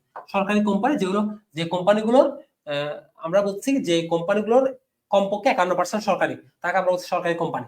আর বোর্ড শাসিত কোম্পানি যেগুলো উন্নয়ন উদ্দেশ্যে, বিশেষ করে উন্নয়নমূলক কাজের উদ্দেশ্যে, যেমন আমরা যদি চা শিল্প বোর্ড, তাহলে একটু আগে বলছিলাম BRDB, Bangladesh rural development board, যেটা সমবায় উন্নয়নের জন্য কাজ করে, ঠিক আছে। বোর্ড ওয়ার্ডটা থাকবে এখানে। তাঁত শিল্প বোর্ড, ঠিক আছে। অর্থাৎ এখানে শেষের ওয়ার্ডিংটা বোর্ড থাকবেই। ওগুলোকে আমরা ধরে নিব এগুলো উন্নয়নমূলক কাজের জন্য হয়, এগুলো এবং বোর্ড সাহিত্য প্রতিষ্ঠান, ঠিক আছে। এগুলো দেশের আইনসভা, সংসদ এবং রাষ্ট্রপতির অধ্যাদেশের মাধ্যমে গঠিত হয়। তবে উন্নয়ন ওই ওই যেটার বোর্ড হবে ওইটার উন্নয়নের জন্য সেটা কাজ করবে, শুধুমাত্র উন্নয়নমূলক উদ্দেশ্যে, ঠিক আছে। এটি কাজ করে বোর্ড সাহিত্য প্রতিষ্ঠানগুলো। আর যদি আমরা বলি সরকারি বিভাগীয় সংগঠন কোনগুলো, আমরা একটা একটা যাই। আচ্ছা, এখানে নাই সরকারি বিভাগীয় সংগঠন, এগুলো নিয়ে আমি বলি একটু। সরকারি বিভাগীয় সংগঠন হচ্ছে যেটা সম্পূর্ণটাই সরকারের অধীনে পরিচালিত হয়, সম্পূর্ণটাই সরকারের অধীনে পরিচালিত হয়। যেমন আমরা যদি বলি সরকারি ডাক বিভাগ, ঠিক আছে, সরকারি রেলওয়ে, এগুলো সম্পূর্ণ সরকারের অধীনে পরিচালিত হয়, ঠিক আছে। এগুলোকে আমরা বলছি সরকারি বিভাগীয় সংগঠন। সরকার একটা বিভাগ এটা নিয়ে কাজ করে। সরকার একটা বিভাগ সম্পূর্ণ, সরকারের ডাক বিভাগ, সরকারের রেল বিভাগ, ঠিক আছে, সম্পূর্ণ এটা নিয়ে কাজ করে, এটাকে আমরা বলছি সরকারি বিভাগীয় সংগঠন। আর বিধিবদ্ধ সংস্থাগুলো আমরা বলছি যেগুলো অর্থনৈতিক উন্নয়নে কাজ করে, ঠিক আছে। অনেক ক্ষেত্রে যদি বলি দেশের বাণিজ্যিক উন্নয়নে কাজ করে, যেমন আমরা বলছি বিআরটিসি, বাংলাদেশ ব্যাংক, ঠিক আছে, রাজধানী উন্নয়ন কর্তৃপক্ষ, ঠিক আছে, জীবন বীমা কর্পোরেশন, এগুলো হচ্ছে কি অনেকটা বাণিজ্যিক মূলক, সবার জনকল্যাণের জন্য এবং বাণিজ্যিক উন্নয়নে কাজ করে, বাণিজ্যিক উন্নয়নে কাজ করে, ঠিক আছে। এগুলোকে আমরা বলতেছি কি সংবিধিবদ্ধ কোম্পানি, যেগুলো বেশিরভাগই কি স্বায়ত্তশাসিত প্রতিষ্ঠান। সাহিত্য, ওয়াসা, এগুলো বেশিরভাগই কি স্বায়ত্তশাসিত প্রতিষ্ঠান, ঠিক আছে। আর যেগুলো একটা বিভাগে থাকে সরকারের জন্য কাজ করে, ওই বিভাগটা দেখুন রেল বিভাগ, ডাক বিভাগ, ঠিক আছে, এগুলো হচ্ছে কি বাংলাদেশ রেলওয়ে, এটা সম্পূর্ণ সরকারি বিভাগীয় সংগঠন। সরকার একটা বিভাগ এটার জন্য আলাদা কাজ করে। আর সংবিধিবদ্ধ আমরা আগে আলোচনা করছি, যেগুলো জনকল্যাণের উদ্দেশ্যে এবং বাণিজ্যিক উন্নয়নের উদ্দেশ্যে কাজ করে, ঠিক আছে? বিআরটিসি, বিটিবি, বাংলাদেশ ব্যাংক, ওয়াসা, রাজধানী উন্নয়ন কর্তৃপক্ষ, জীবন বীমা কর্পোরেশন, এগুলো হচ্ছে সংবিধিবদ্ধ সংস্থা, বেশিরভাগ ক্ষেত্রে কি সাহিত্য। আর এগুলো হচ্ছে সরকারি বিভাগীয় প্রতিষ্ঠানগুলো সম্পূর্ণ সরকারি প্রতিষ্ঠান, সম্পূর্ণ সরকারের নিয়ন্ত্রণে থাকে এবং সরকারি প্রতিষ্ঠান। ঠিক আছে? আর কোম্পানি, সরকারি কোম্পানি মানে কি, যে সকল কোম্পানি কমপক্ষে 51% সরকারি, তাকে আমরা বলছি কি সরকারি কোম্পানি। কমপক্ষে 51% সরকারি, তাকে আমরা বলছি সরকারি কোম্পানি। ঠিক আছে? আর যেগুলো বিভিন্ন বোর্ড, যেগুলো উন্নয়নমূলক কার্যক্রমের জন্য হয়, যেমন আমরা যদি বলি তাঁত শিল্প বোর্ড, চা শিল্প বোর্ড, বিআরডিবি, যেটা সমবায় উন্নয়নের জন্য কাজ করে, এগুলোকে আমরা বলবো কি বোর্ড শাসিত প্রতিষ্ঠান। এখন আমাকে বলো তোমরা এই চারটা ক্লিয়ার কিনা, সরকারি ব্যবসাগুলো ক্লিয়ার কিনা, সরকারি বিভাগীয় সংগঠন যেগুলো সম্পূর্ণটা সরকারি, ঠিক আছে, সরকারি নির্দিষ্ট বিভাগ কাজ করে। আর সংবিধিবদ্ধ, এগুলো তো বলছি সংবিধিবদ্ধ সংস্থা, ঠিক আছে, এটা তো অলরেডি বলছি, বাণিজ্যিক উন্নয়নে কাজ করে। এখন আমরা বলছি জনকল্যাণের উদ্দেশ্যে। ঠিক আছে? সরকারি কোম্পানি, যে সকল কোম্পানি কমপক্ষে 51% সরকারি। সবার ক্লিয়ার কিনা বলো, সবার ক্লিয়ার কিনা বলো। ঠিক আছে? আর বোর্ড সাহিত্য প্রতিষ্ঠান তুমি দেখতে পারো, যেমন পরীক্ষা যদি আছে বিআরডিবি কোন ধরনের প্রতিষ্ঠান, এখানে তো আছে বিআরডিবি, আসলে আমরা উত্তর দিই বোর্ড সাহিত্য প্রতিষ্ঠান, কারণ এটা নামে আছে বাংলাদেশ রুরাল ডেভেলপমেন্ট বোর্ড। হ্যাঁ, তাঁত শিল্প বোর্ড কোন ধরনের প্রতিষ্ঠান, আমরা উত্তর দিব কি বোর্ড সাহিত্য প্রতিষ্ঠান। চা শিল্প বোর্ড কোন ধরনের প্রতিষ্ঠান, আমরা উত্তর দিই বোর্ড সাহিত্য প্রতিষ্ঠান। আমরা পারবো, ঠিক আছে, ইনশাল্লাহ, ইনশাল্লাহ আমরা পারবো। দেখো, সরকারি রাষ্ট্রীয় ব্যবস্থাপনার ভাগকে কয় ভাগে ভাগ করা যায়? তিনটি স্তর ভাগ করা যায়। কয়টি স্তর? তিন। শীর্ষ স্তরে কে থাকে? সরকারি মন্ত্রণালয়গুলো, ঠিক আছে, সরকারি মন্ত্রণালয়। শীর্ষ স্তরে কারা থাকবে? সরকারি মন্ত্রণালয়। মধ্য স্তরে কারা থাকবে? বিধিবদ্ধ সেক্টর, বিধিবদ্ধ সেক্টর, এগুলো একটু মনে রাখবো। মধ্য স্তরে বিধিবদ্ধ সেক্টর। আর সর্বশেষ স্তরে শিল্প বা বাণিজ্যিক ইউনিট, শিল্প বা বাণিজ্যিক ইউনিট। তাহলে আমার সাথে সাথে বলে যাও, সবার উপরে কারা থাকে? সরকারি মন্ত্রণালয়। মাঝখানে কারা থাকে? বিধিবদ্ধ সেক্টর।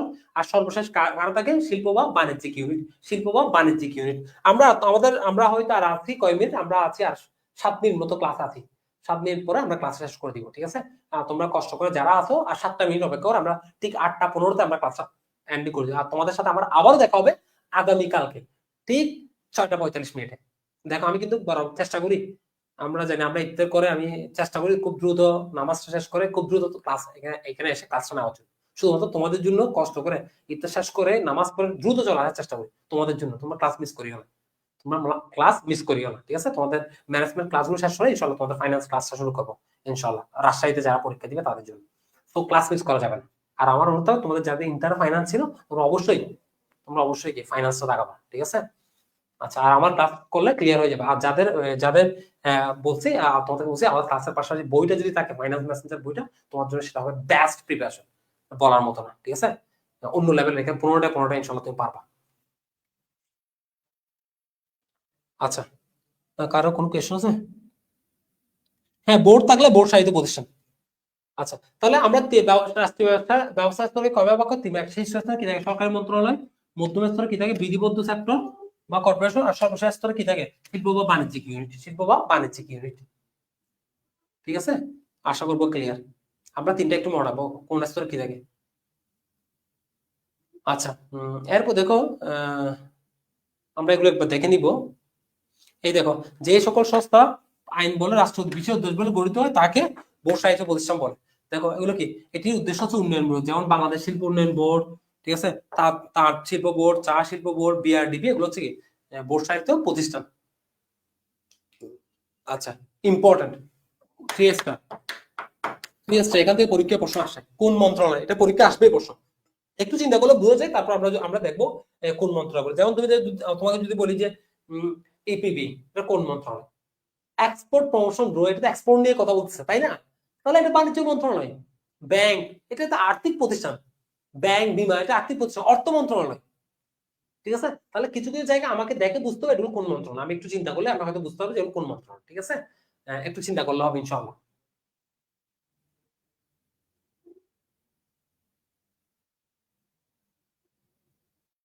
আচ্ছা, একটু মনোযোগ দাও, হয়তো কমেন্ট করিও না, তোমরা একটু মনোযোগ দাও, ঠিক আছে? ক্লাসে ডিস্টার্ব করিও না। আমি আবার হচ্ছে, আমি আমার ক্লাস এমন ভাবে পড়ানোর চেষ্টা করি যেখানে কোনো প্রকার ঘাটতি থাকবে না তোমাদের। হয়তো ক্লাসে পরিবেশ নষ্ট করার চেষ্টা করিও না, ঠিক আছে? হয়তো কথা বলে ক্লাস নষ্ট করিও না। এখানে যা দরকার তাই তোমাকে দিচ্ছি, এটা নিয়ে টেনশন করার দরকার নেই। তাহলে এই দেখো, এখান থেকে পরীক্ষা আসবে, আমি বলছি এটা থেকে পরীক্ষা আসবে। বাংলাদেশ রাসায়নিক শিল্প সংস্থা, BCIC. Bangladesh chemical industry and corporation কোন মন্ত্রণালয়? আমরা উত্তর দিব শিল্প মন্ত্রণালয়। বিসিআইসি। পরীক্ষাতে বাংলাদেশ পাট কল সংস্থা BGMC, Bangladesh jute mills corporation কোন মন্ত্রণালয়? আমরা উত্তর দিব বস্ত্র এবং পাট মন্ত্রণালয়। আচ্ছা, বাংলাদেশ বস্ত্রকল সংস্থা BTMC, Bangladesh textile mills corporation বস্ত্র ও পাট শিল্প, পাট মন্ত্রণালয়, বস্ত্র ও পাট মন্ত্রণালয়। বাংলাদেশ বিদ্যুৎ উন্নয়ন বোর্ড, আমরা উত্তর দিব বিদ্যুৎ জ্বালানি এবং খনিজ সম্পদ মন্ত্রণালয়। বাংলাদেশ টেলিগ্রাম ও টেলিফোন বোর্ড বিটিটিবি, ডাক টেলিযোগাযোগ ও তথ্য প্রযুক্তি মন্ত্রণালয়। ঠিক আছে। বাংলাদেশ পর্যটন সংস্থা বিপিসি, বাংলাদেশ পর্যটন সংস্থা বিপিসি, বেসরকারি বিমান ও পর্যটন। ঠিক আছে। এরপর আসে গুরুত্বপূর্ণ বাংলাদেশ সড়ক পরিবহন সংস্থা, বাংলাদেশ সড়ক পরিবহন ব্যবস্থা। তাহলে এটা কোন মন্ত্রণালয়? সড়ক পরিবহন ও সেতু মন্ত্রণালয়। এটা মনে বললে বিশেষ একজন ব্যক্তির নাম মনে পড়ে। ঠিক আছে, সড়ক পরিবহন ও সেতু মন্ত্রণালয়। ঠিক আছে, তাহলে বাংলাদেশ সড়ক বিআরটিসি অর্থাৎ বিআরটি, বাংলাদেশ সড়ক পরিবহন অর্থাৎ বিআরটিসি কোন মন্ত্রণালয়? এখানে বিআরটিসি দিতে পারি আমরা। বিআরটিসি কোন মন্ত্রণালয়? আমরা উত্তর দিব সড়ক পরিবহন ও সেতু মন্ত্রণালয়, সড়ক পরিবহন ও সেতু মন্ত্রণালয়। ঠিক আছে। আচ্ছা, তাহলে বিসিআইসি দিলে আমরা কি দিব? বিসিআইসি বলে আমরা দিব শিল্প মন্ত্রণালয়। বিজিএমসি আসলে বা সংক্ষেপে বিজিএমসি আসতে পারে, সংক্ষেপে আসতে পারে বিজেএমসি আসতে পারে। তাহলে বিজেএমসি আসলে আমরা কোন মন্ত্রণালয় দিব? আমরা দিব বস্ত্র ও পাট শিল্প। বিটিএমসি আসলে আমরা কি দিব? বস্ত্র ও পাট মন্ত্রণালয়, সরি শিল্প না, বস্ত্র পাট মন্ত্রণালয়। আচ্ছা, বাংলাদেশ বিদ্যুৎ উন্নয়ন বোর্ড আসলে বিদ্যুৎ জ্বালানি ও খনিজ সম্পদ মন্ত্রণালয়। আমার সাথে মুখোমুখি বলেছ, ইম্পর্টেন্ট, আমি আবার 3 স্টার, এখান থেকে পরীক্ষা প্রশ্ন আসবেই। বা বিটিটিবি কোন মন্ত্রণালয়? ডাক টেলিযোগাযোগ ও তথ্য প্রযুক্তি মন্ত্রণালয়। আচ্ছা, বিপিসি বেসরকারি বিমান ও পর্যটন। বিআরটিসি কোন মন্ত্রণালয়? সড়ক পরিবহন ও সেতু মন্ত্রণালয়, সড়ক পরিবহন ও সেতু মন্ত্রণালয়। ঠিক আছে, আশা করবো তোমাদের ক্লিয়ার। ঠিক আছে, আচ্ছা আশা করবো তোমাদের ক্লিয়ার। এরপর দেখি বাংলাদেশ বিমান বেসরকারি বিমান ও পর্যটন মন্ত্রণালয়। বাংলাদেশ বিমান কোন মন্ত্রণালয়? বেসরকারি বিমান ও পর্যটন। বাংলাদেশ রেলওয়ে বিআর কোন মন্ত্রণালয়? রেল মন্ত্রণালয়। ঠিক আছে, সরকারি বিভাগীয় সংগঠন। ঠিক আছে। এরপর বিআইটিসি বাংলাদেশ অভ্যন্তরীণ জল পরিবহন সংস্থা, নৌ পরিবহন মন্ত্রণালয়। আচ্ছা, বন উন্নয়ন সংস্থা পরিবেশ ও বন। বাংলাদেশ বাণিজ্য সংস্থা টিসিবি, ট্রেডিং কর্পোরেশন বাংলাদেশ, তাহলে বাণিজ্য মন্ত্রণালয়, trading corporation Bangladesh. Bangladesh bank বিমা এগুলো কোন মন্ত্রণালয়? অর্থ মন্ত্রণালয়। ঠিক আছে, এই মন্ত্রণালয়গুলো 100% শেষ করতে হবে। আমি বলছি এই মন্ত্রণালয়গুলোতে তোমার কোনো প্রকার ঘাটতি দেখা যাবে না, এই মন্ত্রণালয়গুলোকে তোমার কোনো প্রকার ঘাটতি দেখা যাবে না, এগুলো মনে রাখতে হবে। যেমন পরীক্ষায় আমি আবার একটু একটু চিন্তা করো, তুমি রিলেট করতে পারবো কোনটা কোন মন্ত্রণালয়ে যাচ্ছে। ঠিক আছে, টিসিবি আমরা কি বলছি? ট্রেডিং কর্পোরেশন, এটা কোন মন্ত্রণালয়? বাণিজ্য মন্ত্রণালয়। আর ব্যাংক বিমা এগুলো কোন মন্ত্রণালয়? এগুলো যেহেতু আর্থিক প্রতিষ্ঠান, অর্থ মন্ত্রণালয়। কোন মন্ত্রণালয়? অর্থ মন্ত্রণালয়। বিআরটিসি কোন মন্ত্রণালয়? সড়ক পরিবহন ও সেতু মন্ত্রণালয়। বিসিআইসি বলছে আমরা কোন মন্ত্রণালয়? শিল্প মন্ত্রণালয়। বিটিএমসি আমরা কোন মন্ত্রণালয় বলছি? পাট ও বস্ত্র মন্ত্রণালয়। তাহলে আমাকে এই মন্ত্রণালয়ের নামগুলো অবশ্যই মনে রাখতে হবে, এখান থেকে পরীক্ষা প্রশ্ন আসবেই, মাস পরীক্ষা আসবে। ঠিক আছে, এখন তোমরা আমাকে বলো এতটুকু পর্যন্ত তোমাদের ক্লিয়ার কিনা? এতটুকু পর্যন্ত তোমাদের ক্লিয়ার কিনা? আজকে তোমাদের মোটামুটি আজ যাচ্ছি না আমরা, আজকে যতটুকু আলোচনা করছি সবার ক্লিয়ার কিনা একটু কমেন্টে জানাও। আজকে যা কিছু আলোচনা করছি সবার একদম 100% ক্লিয়ার কিনা আমাকে একটু কমেন্টে জানাও। সবার 100% ক্লিয়ার কিনা আমাকে একটু কমেন্টে জানাও। আজকে যা কিছু আলোচনা করছি সবার 100% ক্লিয়ার কিনা বলো। আজকে যা কিছু আলোচনা করছি সবার 100% ক্লিয়ার কিনা বলো। ঠিক আছে, আমি আশা করবো যে আমি চেষ্টা করি যেগুলো তোমাদের জন্য ইম্পর্টেন্ট সেগুলোকে ইম্পর্টেন্ট বলার, এগুলো মার্ক করে আলাদা আলাদা পড়ার, যাতে তোমরা ক্লাসে তোমাদের রিভিশনটা হয়ে যায়। ঠিক আছে, যারা তোমাদের এই ক্লাসটা অনেক অনেক গুরুত্বপূর্ণভাবে কাজে লাগে। ইনশাল্লাহ তোমাদের সাথে তাহলে আমার আবারও দেখা হবে আসলে আগামী কালকে, ইনশাল্লাহ সব যদি ঠিক থাকে। ইনশাল্লাহ তোমাদের সাথে আমার দেখা হবে আগামী কালকে ঠিক সন্ধ্যা 6:45 থেকে শুরু করবো ইনশাল্লাহ। ঠিক আছে, সো আশা করবো তোমাদের পিডিএফটা, আজকের পিডিএফটা আমি দিব না, আমি বলে রাখতেছি। আমরা যেহেতু এখানে অনেকগুলো টপিক্স বাকি আছে, আমরা টপিক্স গুলো শেষ করার পর তোমাদেরকে পিডিএফটা, আজকের পিডিএফটা তোমাকে কালকে রাতে দিব। ঠিক আছে, কালকে রাতে তোমাদেরকে আজকে পিডিএফ সহ, কালকে ক্লাসের সহ একসাথে আমি আগামী কালকে তোমাদেরকে পিডিএফটা দিব। ঠিক আছে, অর্থাৎ পিডিএফ 4টা, পিডিএফ 3টা আমি অলরেডি দিয়েছি, 3 পর্যন্ত তোমাদেরকে দেওয়া শেষ। ঠিক আছে, তোমাদেরকে বলে রাখছি এটা আগামীকালকে তোমরা পেয়ে যাবে। আশা করবো তোমরা কালকেও তোমাদেরকে ক্লাসে পাবো ইনশাল্লাহ। সবাইকে ক্লাসে পাবো, অনেকগুলো গুরুত্বপূর্ণ টপিক্স নিয়ে আমরা আলোচনা করবো ইনশাল্লাহ। সবাই ভালো থাকবা, সুস্থ থাকবা। ঠিক আছে, সবচেয়ে গুরুত্বপূর্ণ আমাদের জন্য দোয়া করবা। তোমাদের জন্য দোয়া থাকবে, পড়াশোনার মধ্যে দিয়ে থাকবে ইনশাল্লাহ। ভালো কিছু হবে, ভালো কিছু হতে বাধ্য। ঠিক আছে, আজকে এতটুকু পর্যন্ত। ধন্যবাদ সবাইকে। আসসালামু আলাইকুম। ইনশাল্লাহ দেখা হবে আগামীকাল আবারও।